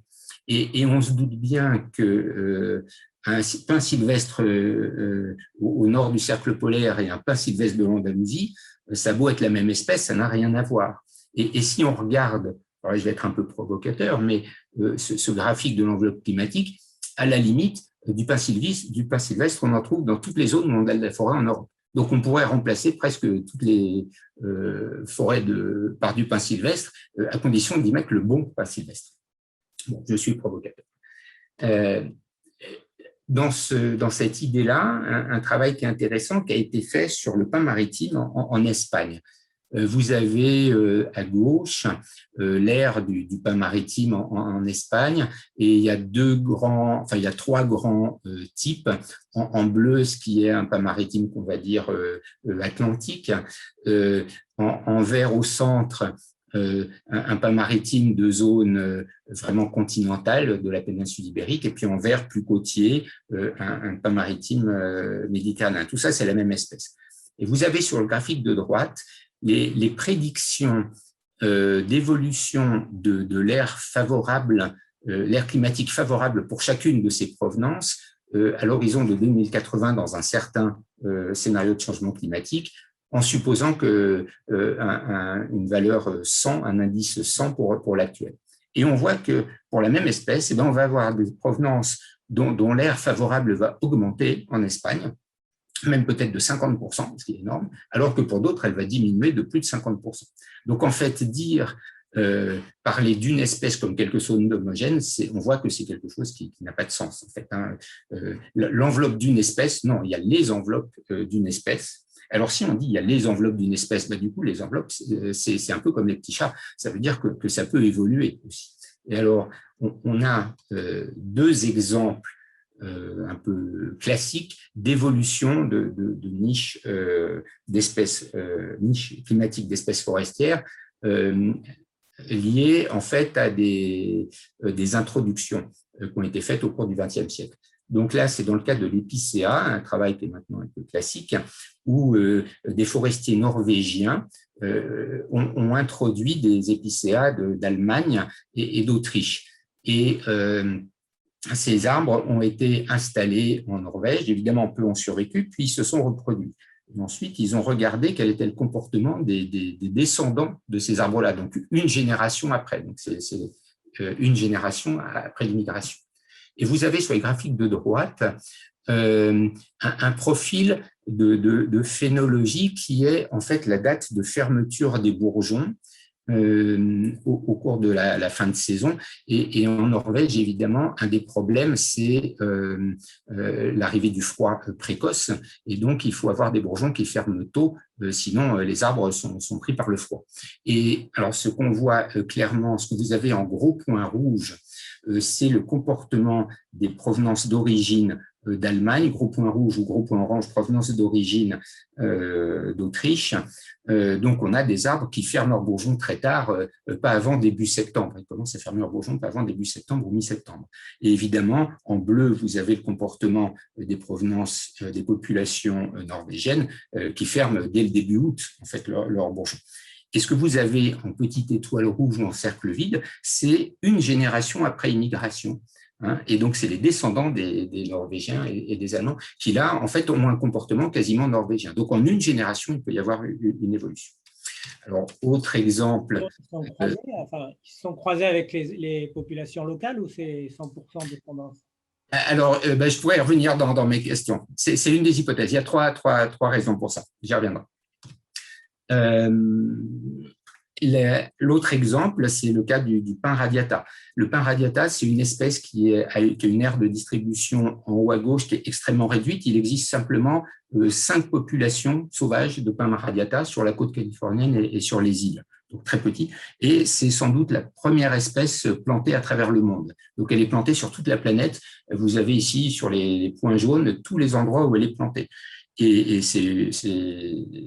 ça est planté depuis un moment. Alors, c'est une espèce aussi qui a des programmes d'amélioration génétique. On est probablement à la 3e ou 4e génération d'amélioration génétique. Donc, contrairement au précédent, là, on a un travail d'amélioration génétique. Bon, ce que vous avez dans ce petit tableau, c'est la comparaison des conditions climatiques dans l'air naturel et dans l'air d'utilisation. Vous voyez que, par exemple, je vais juste prendre pour aller plus vite le cas de la Chine, alors que l'air naturel, ce sont des températures minimales et maximales qui sont tempérées, donc pas trop froid et pas trop chaud l'été. En Chine, c'est planté dans des endroits avec des conditions extrêmement contrastées entre des hivers très froids et des étés très chauds et très secs. Donc, voilà. Alors, ça ne veut pas dire qu'il se porte bien. Là, il est planté pour maintenir le sol, pas pour produire du bois, mais quand même, il survit. Donc là, on a aussi une évolution niche, là, plutôt par les programmes d'amélioration génétique. Alors là, je donne aussi cet exemple pour illustrer ce que c'est que l'évolution de la niche climatique. Alors là, je sors, ce n'est plus un arbre, c'est une centaurée, mais je trouve que cet exemple est très, très illustratif. Qui a été introduit, donc son aire native, c'est l'Europe et l'Asie, et il a été introduit en Amérique dans les années 1890, et en fait, maintenant, il s'est répandu sur le continent nord-américain. Et en fait, les chercheurs ici ont utilisé les mêmes modèles corrélatifs à partir de présence-absence pour prédire l'enveloppe climatique. Alors, sur la partie du haut, ils sont partis des points de présence en Europe et en Asie, qui sont les points noirs, pour prédire, alors là, je suis désolé, les couleurs sont inversées, donc plus c'est rouge, plus c'est favorable, plus c'est vert, plus c'est défavorable. Donc, désolé, c'est pour vous maintenir éveillé, les couleurs sont inversées. Mais donc, on voit que si on définit le climat, les zones de favorabilité sur l'aire d'origine, eh bien, les points dans l'aire d'introduction sont complètement en dehors de l'enveloppe climatique d'origine. Donc, en fait, le succès de l'espèce s'est fait complètement en dehors de son enveloppe d'origine. Et si on fait l'inverse, et les graphiques du bas, si on calibre l'aire climatique à partir des zones où il est introduit, où il est présent dans la zone d'introduction, eh bien, on s'aperçoit qu'on est complètement décalé par rapport à son occurrence dans l'aire d'origine en Europe et en Asie. Donc là, on a bien la démonstration que l'enveloppe climatique, non seulement elle est diverse, mais à partir du moment où elle est diverse, elle peut évoluer. Donc la question pour les arbres, c'est évidemment à quelle vitesse elle pourra évoluer. Donc juste quelques conclusions pour finir. Donc, première chose, c'est que les enjeux du changement climatique en termes d'ampleur, de vitesse et d'aléas induits sont très variables selon les régions, donc c'est difficile de parler de façon très générale. Alors, c'est vrai à l'échelle globale, mais c'est vrai aussi à l'échelle de France, ce qui peut se passer suivant les zones d'altitude, et on a vu à travers l'hexagone, et les conditions sont variables. Ça, c'est important. Le deuxième point important, c'est que les arbres ont une grande diversité et un fort potentiel d'évolution par sélection naturelle, mais clairement, ça ne sera pas suffisant dans tous les cas. Donc, il y a peut-être des cas où ça sera suffisant, mais ça ne le sera pas. Donc, à partir de ce moment-là, il y a plusieurs questions qui se posent pour la recherche. Le premier axe de recherche et qui a été illustré par Catherine dans l'exposé précédent, c'est de développer une approche risque en identifiant des zones qui croisent aléas, enjeux et vulnérabilité. Et donc, au-delà des symptômes, je dirais, c'est plus cette notion de risque, hein, qu'illustrera aussi après moi Catherine, qui est importante. Le deuxième axe de recherche, c'est de comprendre et modéliser les impacts des pratiques de gestion ou de non-gestion sur les processus évolutifs pour simuler différents scénarios. Actuellement, il y a beaucoup de questions. Bon, d'accord, il y a des risques, mais faut-il ou pas intervenir? Qu'est-ce qui se passe sur l'un ou l'autre? Alors, pour répondre à ces questions qui peuvent être d'ordre éthique, ce qu'il faut, c'est avoir une bonne compréhension des processus pour pouvoir simuler des scénarios et éclairer la décision. Et le troisième axe, là, qui est plus uniquement de la recherche, mais qui est vraiment entre recherche-action, c'est qu'on est dans une phase où on ne peut pas tout prédire. On est dans des stratégies adaptatives. Hein. Alors, pour ceux qui ne sont pas familiers, c'est l'idée qu'on gère les incertitudes en faisant des essais-erreurs et un suivi continue pour éventuellement remettre en cause les objectifs, les revoir et les réactualiser et refaire un suivi. Et pour ça, il faut vraiment combiner des expertises académiques, scientifiques et des expertises non académiques d'observation de terrain qui peuvent parfois anticiper les connaissances académiques pour gérer les incertitudes. Voilà, donc je m'arrête là et je vous remercie. Merci, Monsieur Lefebvre, pour cette très belle présentation qui nous a montré une nouvelle fois, mais sur l'exemple des arbres, que les végétaux ont des facultés d'adaptation quand même très, très importantes, même si, comme vous l'avez indiqué dans la dernière diapositive, d'un point de vue naturel, ça ne sera peut-être pas suffisant pour résoudre toutes les problématiques. Vous avez également montré l'importance des modèles prédictifs pour essayer également d'anticiper certaines situations. Et il y a un autre point qui m'a beaucoup intéressé également, c'est de prendre en considération également la composante gel, parce que ça aussi on l'oublie très souvent dans le cadre de l'évolution climatique actuelle. Et ça, je pense que c'est une composante très, très importante. Alors, on a le temps pour un certain nombre de questions. Il y en a une pour l'instant qui est posée par Isabelle Boucher. C'était un rappel concernant des notions de définition. Est-ce que niche climatique et enveloppe sont synonymes ? Alors, bon, dans la partie un petit peu textuelle qui est liée à cette présentation, j'ai un petit peu plus développé la présentation du concept de niche. Enfin, il y a plusieurs acceptions du concept de niche écologique. Mais quand on parle de niche climatique, là, on tombe dans quelque chose qui, pour moi, est assez synonyme de enveloppe climatique. Quand on réduit la niche à la notion climatique, pour moi, c'est assez synonyme de niche climatique. Niche climatique et enveloppe climatique sont assez synonymes. La niche écologique est quelque chose de beaucoup plus large, hein, qui englobe en fait autant, alors suivant les définitions, mais qui englobe autant la capacité, enfin, la disponibilité d'un habitat vis-à-vis, par exemple, des compétiteurs. Voilà. Alors que là, on parle vraiment des relations intrinsèques entre l'organisme considéré et le climat. Donc, ce qui est un petit peu une autre. D'accord. Je n'ai pas d'autres questions pour l'instant, mais j'en avais une également qui me concernait. Je vois que Yvette a levé la main. Ouais, Yvette, il y en avait une pendant mon exposé aussi. Pardon ? Pendant mon exposé aussi. Non, mais j'avais une question parce qu'effectivement, je ne sais pas si le Pinus, là, enfin, s'il est autogame, allogame, autrement dit, est-ce que, parce que je trouve que c'est intéressant le processus de déplacer des plantes pour voir leur adaptation. Voilà. Est-ce que c'est envisageable finalement à une échelle un peu pratique ou est-ce que c'est jouer à l'apprenti sorcier? Est-ce qu'on se contente de faire ça pour des études scientifiques? Et sinon, est-ce que ça peut être une méthode finalement d'aider au déplacement des populations comme ça en apportant des… Alors, il y a plusieurs choses, plusieurs éléments. La première, là, ce que je montrais, donc c'est pour l'épicéa déplacement dans des régions froides. Là, c'était pas dans un objectif d'adaptation ou quoi. C'était une époque au début du XXe où les forestiers norvégiens avaient vu que les épicéas poussaient bien en Allemagne et s'étaient dit tiens, il y a peut-être quelque chose de génétique, on va les installer en Norvège. Et a posteriori, bon, il y a eu des études de recherche a posteriori. Alors, et ce qu'on a observé, ce qui était quand même étonnant, c'est qu'en une génération, on a eu une adaptation locale quasiment complète. Il y a eu 3 semaines de décalage phénologique entre une génération et la suivante. Alors là, il y a 3 phénomènes qui peuvent expliquer la chose. Le premier, c'est qu'il y a eu une sélection très forte. Donc là, je ne l'ai pas trop dit, mais dans chacune des forêts, enfin, c'était un petit peu ce que j'ai dit avec les petits chats et les cèdres, même si on ne le voit pas, dans chacune des forêts, il y a une très, très grande diversité génétique.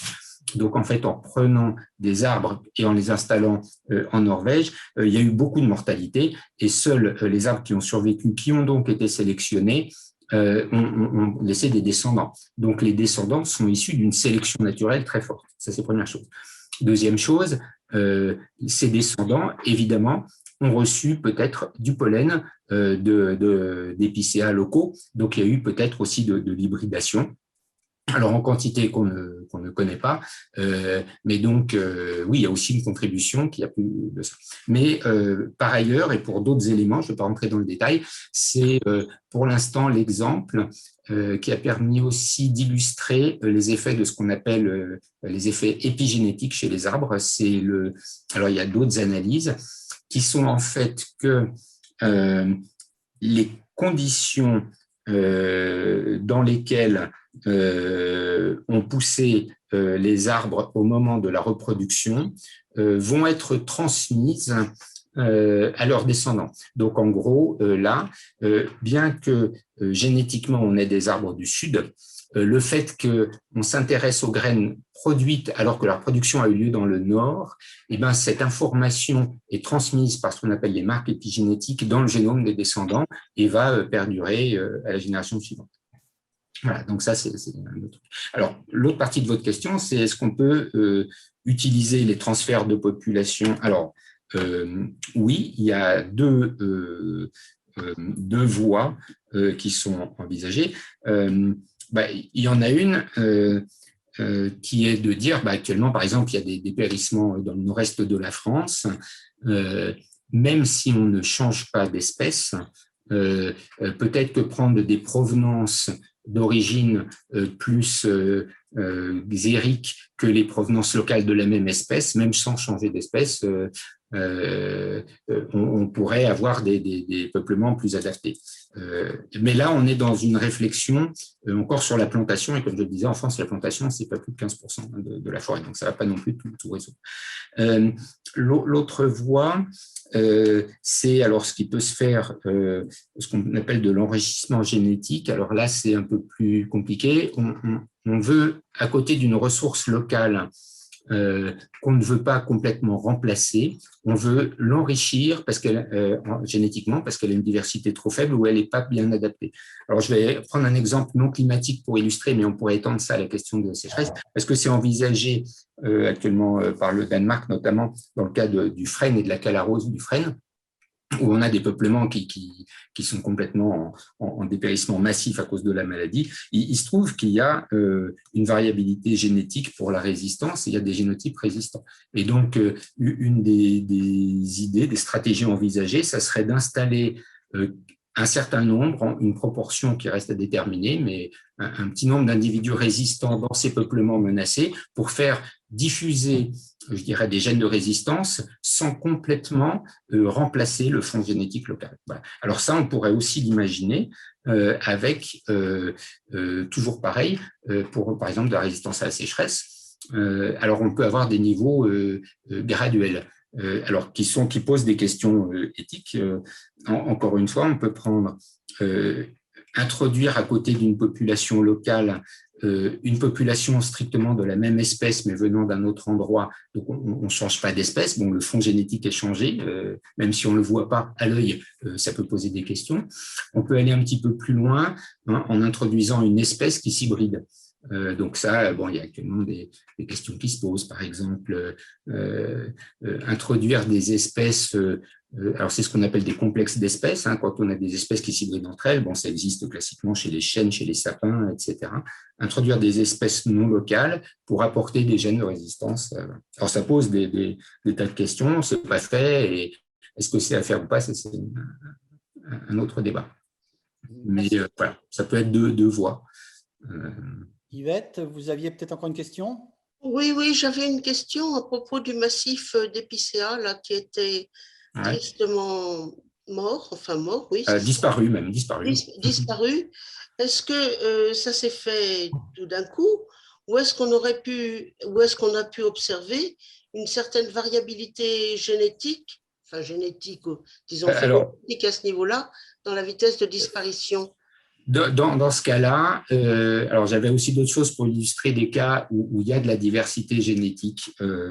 Donc il y a un autre exemple classique pour les forestiers qui est dans les Landes avec le pin maritime, où en fait en 1985 il y a eu un froid historique qui a provoqué des dizaines de milliers d'hectares de disparition de pins maritimes, et on s'est aperçu que c'était seulement certaines origines génétiques qui avaient été détruites et pas d'autres. Donc là, il y avait de la variabilité. Dans ce que j'ai montré là, on est au-delà de la diversité génétique. Là, tous les épicéas sont morts.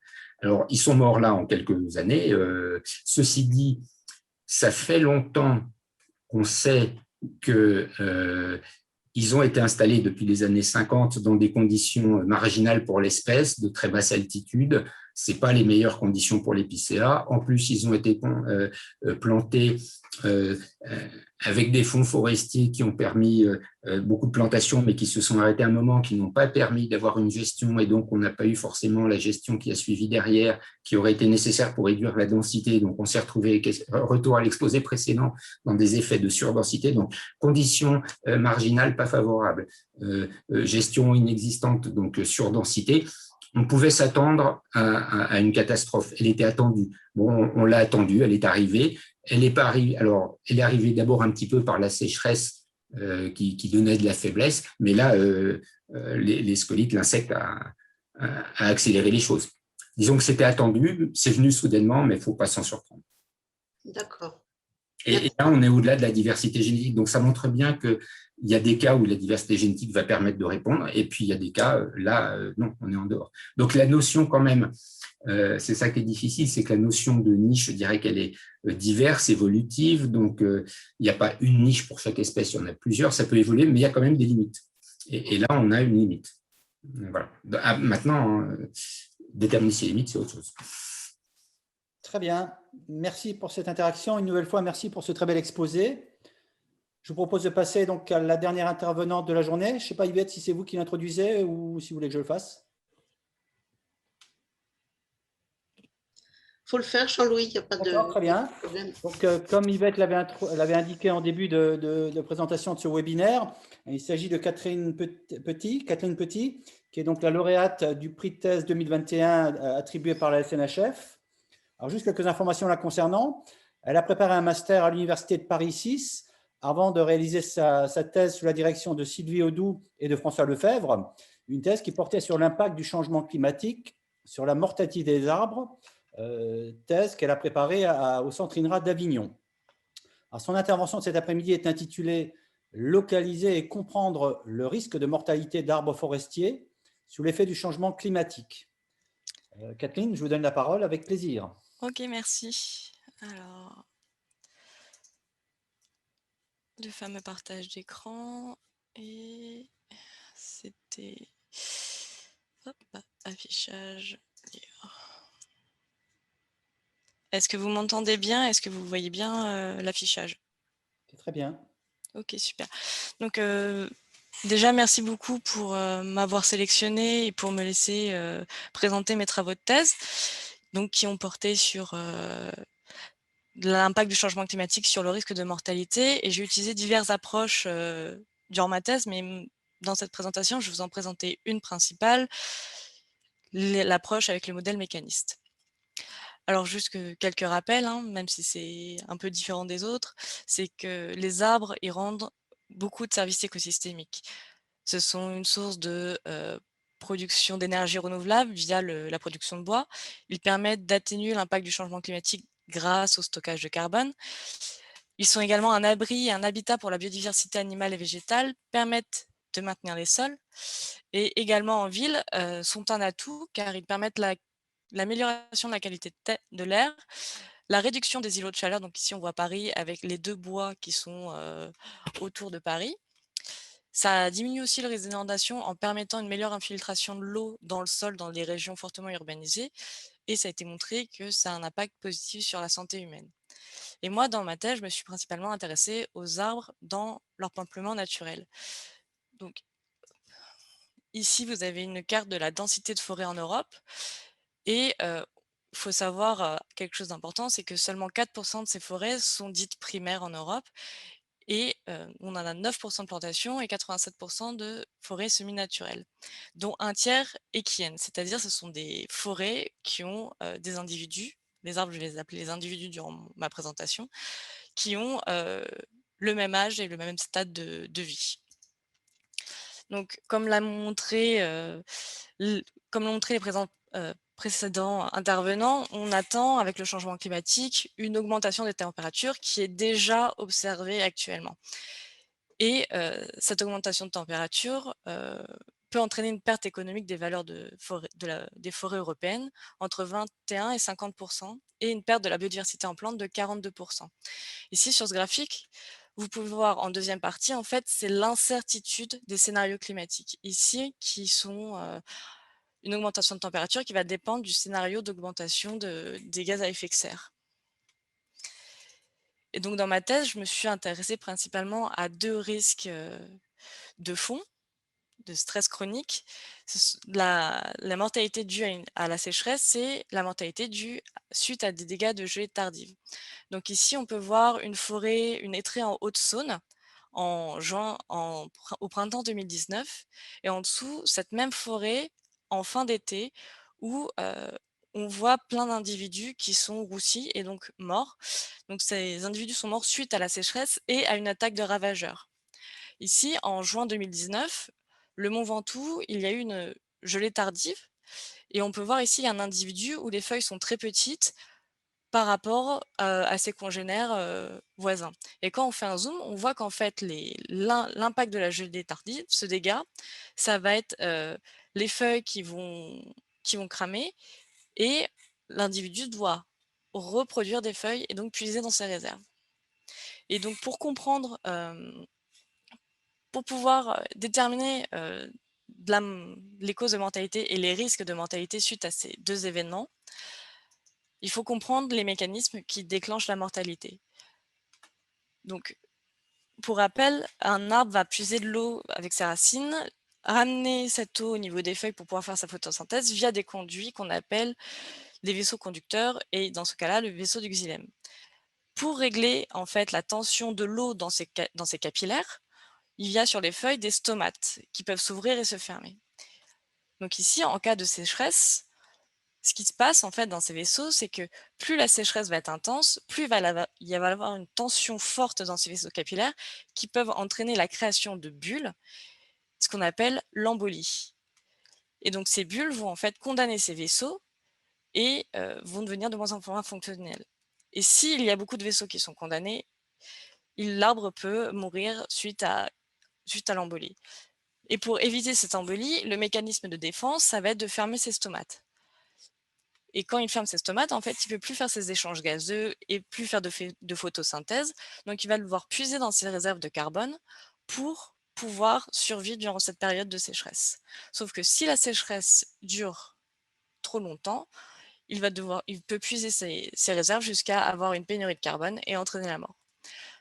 Tout au long de mon exposé, j'ai utilisé ces 2 symboles pour symboliser donc la mortalité en lien avec l'embolie et la mortalité en lien avec le manque de réserve de carbone.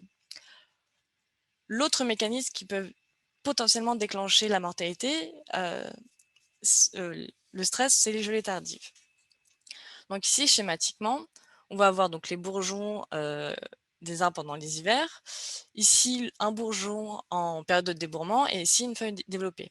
Toute cette zone-là, en bleu, c'est schématiquement la période où il peut y avoir des gelées. Ici, le carré, ça va être la période à partir de laquelle le débourrement peut commencer. Puis ici, la fin de la période de débourrement et les feuilles établies. Il faut savoir que les arbres, pour débourrer, la plupart ont des mécanismes, ont besoin d'un cumul de température froide, puis d'un cumul de température chaude.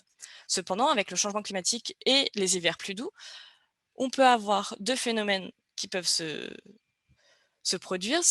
On peut avoir donc le cumul de température froide qui peut se faire plus tôt avec un cumul de température chaude qui s'enchaîne, et donc avoir un débourrement plus précoce des arbres. Sauf que la période de gelée, on ne sait pas du tout si ces événements extrêmes de gelée tardive vont se déplacer également, et donc on peut avoir plus de risques de dégâts de gelée tardive. Un autre phénomène, c'est que l'arbre peut ne pas atteindre le cumul de température froide pour pouvoir débourrer. Et il va donc débourrer beaucoup plus tard dans sa saison, et donc cela peut réduire la saison de végétation de l'arbre et donc ses réserves globales. Et donc pour étudier ces mécanismes et ces stress sur l'impact sur le risque de mortalité des arbres, comme il est assez difficile de faire des expérimentations sur des individus en peuplement naturel et de plus adultes, un des outils clés, c'est la modélisation. Et ici, dans ma thèse, j'utilisais un modèle qui est basé sur les processus écophysiologiques. Donc dans ce modèle, va simuler les flux d'eau et de carbone dans un individu moyen. Donc, il va y avoir donc les flux d'eau avec la transpiration, les mécanismes de transpiration, la photosynthèse qui va permettre d'absorber le CO2 et d'émettre de l'O2, la respiration basale des individus et donc les échanges d'éléments élaborés via la sève élaborée. Ce modèle permet entre autres de simuler la croissance et en fait la puissance de ce modèle c'est également d'être assez précis. On peut lui donner des données climatiques et des données de sol comme la texture, la profondeur et la composition du sol pour être au plus près des conditions naturelles.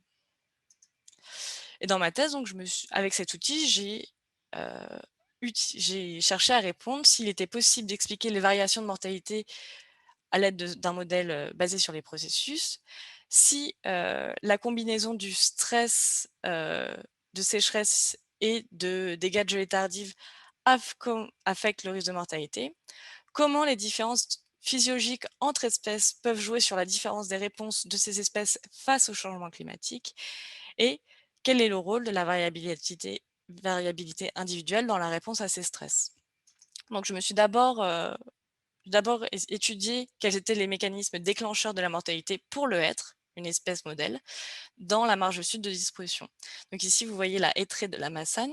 Donc c'est une réserve naturelle intégrale où il n'y a aucune gestion et on peut suivre le cycle de vie d'un arbre. Donc cette réserve se situe ici. En bleu, vous avez l'aire de distribution du hêtre et la réserve se situe vraiment au-dessus de sa distribution. Il faut savoir ce qui est en plus intéressant dans cette réserve, c'est qu'il n'y a pas eu d'intervention sylvicole depuis 1974 et pas d'intervention de coupe depuis la fin du 19e siècle, qu'il y a des données précises notamment grâce à une station météorologique et des fosses pédologiques qui ont été effectuées dans la forêt, et qu'en plus il y a un suivi de mortalité depuis 2003 et des relevés de caractéristiques des individus comme la taille, l'âge, le DBH, l'état sanitaire et d'autres caractéristiques encore.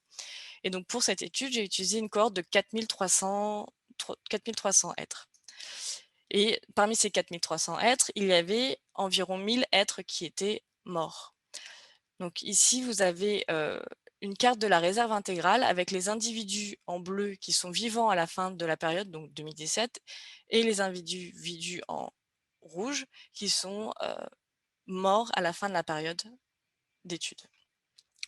Donc, ce que j'ai pu montrer, donc ici, en jaune, vous avez le taux de mortalité moyen de la cohorte d'êtres suivis, et en noir et avec l'enveloppe d'incertitude, les individus que j'ai simulés dans cette réserve. Donc ici, vous avez les valeurs de risque. Et là, c'est les risques de mortalité liés aux embolies, les risques de mortalité liés au manque de réserve de carbone, risque de mortalité liés aux dégâts de gel. Et ce qu'on peut observer, c'est qu'aucun de ces stress et de ces risques va entraîner et corréler positivement au taux de mortalité observé. Cependant, si on utilise un indice de mortalité qui combine ces trois stress, on a cette fois-ci l'indice qui covarie avec le taux de mortalité observé dans la forêt. Dans cette étude, j'ai également montré avec des outils statistiques que les sécheresses et les gelées tardives augmentaient le risque de mortalité et que ce risque de mortalité était différent en fonction des caractéristiques individuelles, notamment en fonction de la récurrence de défoliation, donc de perte de feuilles dans le branchage, de mortalité de la canopée. Plus on va avoir un individu qui va avoir de la récurrence dans sa défoliation, plus il a de risques de mourir. Cet indice que j'ai mis au point pendant cette étude, je l'ai utilisé après pour regarder à l'échelle de l'aire de distribution des espèces quels étaient les risques de mortalité sur 5 essences, et regarder aussi l'impact de la sylviculture sur ces risques de mortalité passés et futurs. Donc, comme l'a présenté François, il y a déjà des études qui ont pu regarder la favorabilité de zones ou les zones d'extinction. Sauf qu'en général, il y a peu de prise en compte de l'incertitude climatique. Il y a très peu de prise en compte explicite de l'écophysiologie et de la combinaison des risques et des stress, et pas de prise en compte de la gestion sylvicole dans ces forêts. Donc, j'ai utilisé 5 espèces différentes, le Fagus sylvatica, le Pinus pinaster, le Picea abies, le Quercus petrae et le Pinus sylvestris. J'ai choisi ces espèces car elles ont des aires de distribution très différentes et dans des climats différents. Donc ici, je vais vous présenter les résultats. Dans chaque colonne, il va y avoir une espèce, donc le hêtre, l'épicéa, le pin maritime, le pin sylvestre et le chêne. Et chaque ligne va représenter donc un risque de mortalité lié au stress d'embolie, au risque d'embolie, au risque de pénurie de carbone, au risque de dégâts de gelée et l'indice présenté précédemment qui combine ces trois facteurs. Si on regarde de plus près, on va avoir donc des boîtes à moustaches. Les 2 boîtes grises représentent des climats historiques, enfin des modèles de climat historiques et leur pendant dans le futur. Celui-ci, c'est un climat futur plutôt chaud et humide, tandis que celui-ci est un climat futur plutôt chaud et sec. Quand on regarde les différents résultats sur ces espèces, on voit que pour le hêtre, l'épicéa et le chêne, on a une diminution du risque de mortalité dans le futur, tandis qu'on a une diminution un peu plus faible pour le pin sylvestre et une augmentation du risque de mortalité dans le futur. Et cela est dû pour le hêtre, l'épicéa et le chêne à une baisse du risque de dégâts de gelée tardive et une diminution du risque d'embolie. Pour l'augmentation du risque de mortalité pour le pin maritime, cela est dû à une forte augmentation du risque de dégâts de gelée tardive et une augmentation du risque de pénurie de carbone. Pour le pin sylvestre, on a moins de risque une diminution plus faible du risque de mortalité due à une augmentation plus forte du risque de pénurie de carbone. Et cette augmentation de risque de pénurie de carbone est due à est commune chez tous les conifères. On peut voir aussi que pour le pin sylvestre, il y a une diminution du risque due aux gelées tardives et une diminution du risque d'embolie. Quand on s'intéresse cette fois-ci donc à l'impact des pratiques sylvicoles, donc les boîtes à moustaches encerclées noires, c'est ce que je viens de vous présenter sans sylviculture, et les boîtes à moustaches encerclées gris, ce sont les mêmes arbres, mais cette fois avec un traitement sylvicole. Donc on peut voir que dans le cas du pin sylvestre, on a une diminution du risque de mortalité avec la sylviculture. Par contre, pour les feuillus et le pin maritime, la sylviculture a un impact très faible sur le risque de mortalité. Tandis que pour l'épicéa, on va avoir une augmentation du risque de mortalité à cause due aux pratiques sylvicoles. Quand on s'intéresse au cas du pin sylvestre, en fait, cette diminution du risque de mortalité avec la sylviculture, c'est dû à une diminution de la densité de peuplement. Et donc, on va avoir une diminution mécanique de la respiration des individus et donc une diminution du risque de carbone. Par contre, un effet qui n'était pas forcément attendu, c'est une augmentation du risque d'embolie. Et cette augmentation est plausible de façon écophysiologique, mais aussi est due au fonctionnement du modèle qui est un modèle individu-centré. Quand on applique un scénario sylvicole, en fait, on va couper de la canopée, mais par contre, on ne va pas diminuer le taux de transpiration par mètre carré de feuilles. Donc, ce qui, dans le cas du pin sylvestre, va augmenter le risque d'embolie. Et dans la dernière partie de ma thèse, en fait, ici, vous pouvez voir une photo de la massane où on voit des individus qui débourrent vraiment de façon très précoce et d'autres individus qui n'ont même pas commencé leur débourrement. Et comme j'ai montré précédemment que les caractéristiques individuelles jouaient sur le risque de mortalité, on a regardé pour le hêtre si la variabilité génétique intra- et interpopulation permettait de moduler le risque de mortalité face au changement climatique. Donc, je vais vous présenter juste rapidement ces travaux. En violet, on peut voir en fait c'est un individu moyen qui est le même qui est simulé sur toute l'Europe, et en jaune en fait, et donc c'est sa zone de favorabilité, et en jaune c'est une population de hêtres avec de la variabilité génétique qui a été simulée. Et on voit que quand on inclut de la variabilité génétique dans une population, on a une augmentation de l'aire de favorabilité de l'espèce.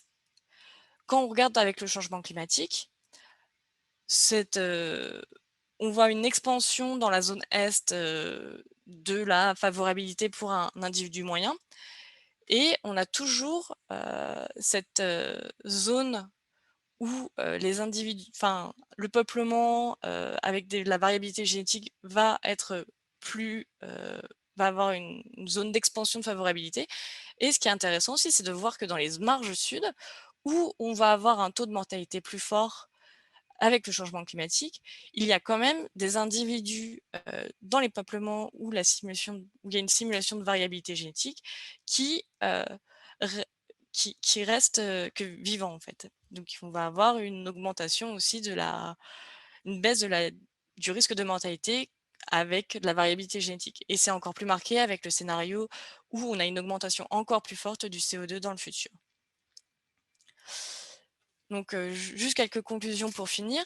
Donc, dans cette première partie, j'ai pu vous montrer qu'on a réussi à mettre en évidence que, avec un modèle écophysiologique, que la mortalité, en fait, était l'interaction, dans ce cas-ci, de 3 facteurs de stress, et qu'en plus, la variabilité du risque de mortalité peut varier en fonction des individus.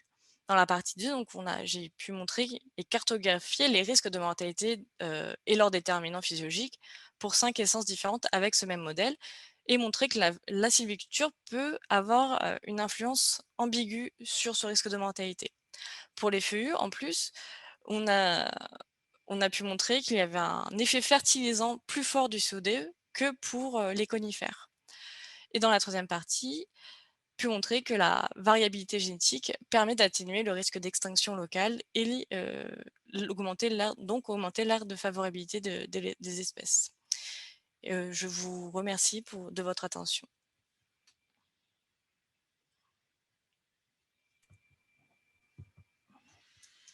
Merci beaucoup, Kathleen, pour cette présentation, ce résumé de votre thèse. Là encore, ils ont bien suivi et qu'ils n'ont pas eu encore eu le temps de poser une question. C'était super rapide. Je vous entends pas très bien. Moi, peut-être une question un peu générale, c'est sur la variabilité génétique et l'évolution, le temps d'évolution du changement climatique. Dans quelle mesure on peut avoir une réponse génétique liée à la variabilité avec le temps de reproduction des arbres? Enfin, comment on imagine ça, compte tenu quand même de la rapidité du changement climatique? Alors, dans le cas de mon étude, en fait, vu que c'est que sur 100 ans, il n'y a pas eu de régénération. Par contre, il existe et donc d'évolution dans des populations montrées. Là, ce que j'ai fait, c'était de prendre des valeurs de traits génétiques qui sont en lien avec le débourrement, les résistances aux sécheresses, et j'ai donc pris des valeurs de traits de l'espèce que j'ai projetées à l'échelle de l'Europe, et j'ai regardé en fonction des valeurs de traits si les individus étaient viables ou non. Mais par contre, il existe des modèles où on peut inclure l'écophysiologie, la dynamique de population et l'évolution de population. À ce moment-là, par contre, il faut des scénarios climatiques qui sont beaucoup plus longs, sur des périodes beaucoup plus longues. Je ne sais pas si j'ai... Merci. J'ai une question, si je peux la poser maintenant, mais qui va s'adresser peut-être aux 3 conférenciers. Bon, sans vouloir entrer dans des débats éthiques compliqués, vous savez qu'il y a une démarche actuellement, que ce soit pour les espèces plutôt qui ne sont pas des espèces forestières, en faveur du végétal local. Et il est question donc de ressemer sur les bords de route des graines d'espèces, de plantes qui ont été récoltées au même endroit. Mais vous, ce que vous montrez, c'est l'intérêt de la variabilité génétique. Alors, moi, j'ai quand même le sentiment qu'il y a une certaine forme d'opposition entre je vais dire l'engouement, parce que moi, c'est comme ça que je le ressens, mais j'ai peut-être un peu tort, pour le végétal local et la variabilité génétique qui permet quand même une évolution de la population et qui permet, en fonction des zones climatiques, et je ne parle pas seulement des forêts, hein, bien sûr, qui pourrait être apportée par des végétaux d'autres provenances.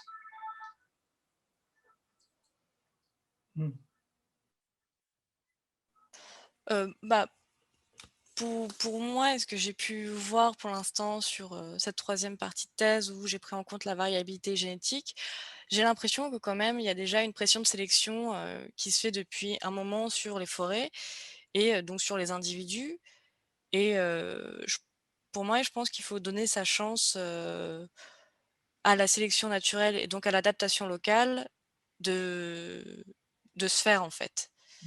Et après seulement envisager envisager de sélectionner manuellement des populations plus résistantes.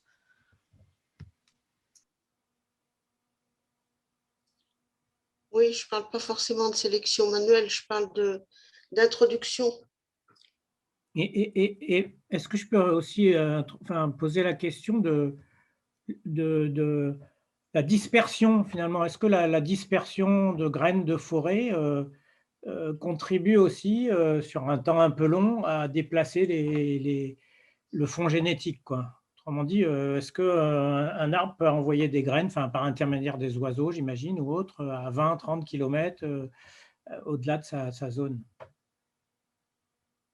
Est-ce que ça joue finalement dans l'évolution des populations ou dans l'évolution du fond génétique local, quoi? Est-ce que entre un fond génétique local et puis une introduction par les hommes d'une autre génétique, est-ce qu'il y a aussi cette évolution qui se fait?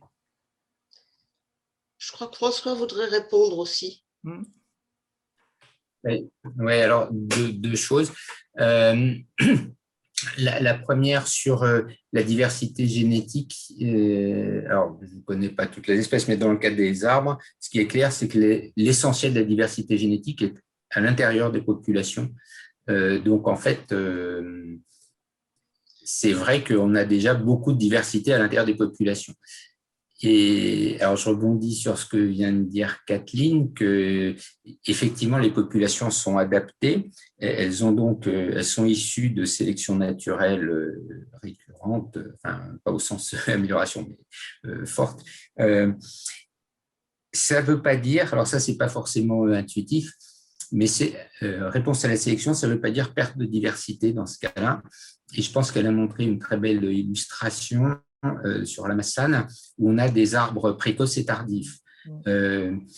En fait, on raisonne dans ce qu'on appelle maintenant les syndromes, c'est-à-dire que la sélection naturelle, elle ne va pas jouer sur un caractère pour retenir que les précoces ou que les tardifs, mais elle va sélectionner des individus qui fonctionnent bien globalement. Et donc, en fait, ce qu'on a montré, c'est qu'on a en gros des individus qui sont précoces avec une faible efficience d'utilisation de l'eau ou tardifs avec une forte efficience d'utilisation de l'eau, par exemple. On a vu ça chez le hêtre. Et donc, en fait, dans une forêt, il y a à la fois des précoces et des tardifs, et puis des efficients et des pas efficients. Et ça, cette diversité, elle est maintenue par la sélection naturelle. Donc, en fait, on a déjà une grande diversité intrapopulation. Donc, ça, c'est important. Mais encore une fois, elle ne va pas forcément suffire. Je dirais que si elle avait le temps, le problème, c'est que pour le futur, il faut de nouvelles combinaisons. Et alors, au niveau génétique, on sait bien qu'une génération, ça ne suffit pas pour créer toutes les nouvelles combinaisons dont on peut avoir besoin. Sauf que quand même, la plupart des arbres faisant tellement de graines, et il y a tellement d'événements de reproduction dans une forêt que et on peut avoir quand même quelques individus qui soient appropriés pour le futur. Donc, il y a une limite, certes, au végétal local, mais dans le cas des forêts où il y a une grande diversité génétique intrapopulation, alors on ne connaît pas bien cette limite, il y en a une, mais il y a aussi un fort potentiel. Alors, pour la question de la dispersion, oui, bien évidemment, un individu envoie ses graines à des kilomètres et envoie son pollen à des centaines de kilomètres. Ceci dit, un grain de pollen ou une graine, ça ne refait pas une forêt. Et donc, la vitesse d'expansion, elle est en quelques dizaines de mètres ou centaines de mètres par génération d'arbres.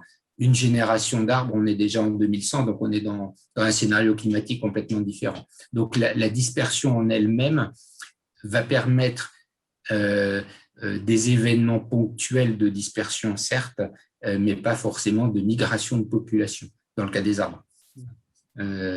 Donc, on est dans cette limite-là. D'accord, merci. D'accord. Merci. Je ne vois pas de nouvelles questions sur le pavé questions et réponses. Donc, je ne sais pas s'il y a d'autres questions parmi les gens qui sont présents ici, qui peuvent s'exprimer en direct. Sinon, de toute façon, je crois qu'on arrive un peu au terme de cette session. Je vais remercier Kathleen, la féliciter encore une nouvelle fois pour sa thèse et puis pour le prix SNHF qui est, comme on l'a vu bien dans la thématique des conférences de cette année. Et je vais peut-être, pour finir, repasser la parole à Yvette qui a introduit la journée. Voilà, merci à tous. Merci aux animateurs. Je me demande d'ailleurs si Catherine Massonnet n'a pas eu le prix de thèse en son temps. Non? C'est ce que j'ai cru comprendre.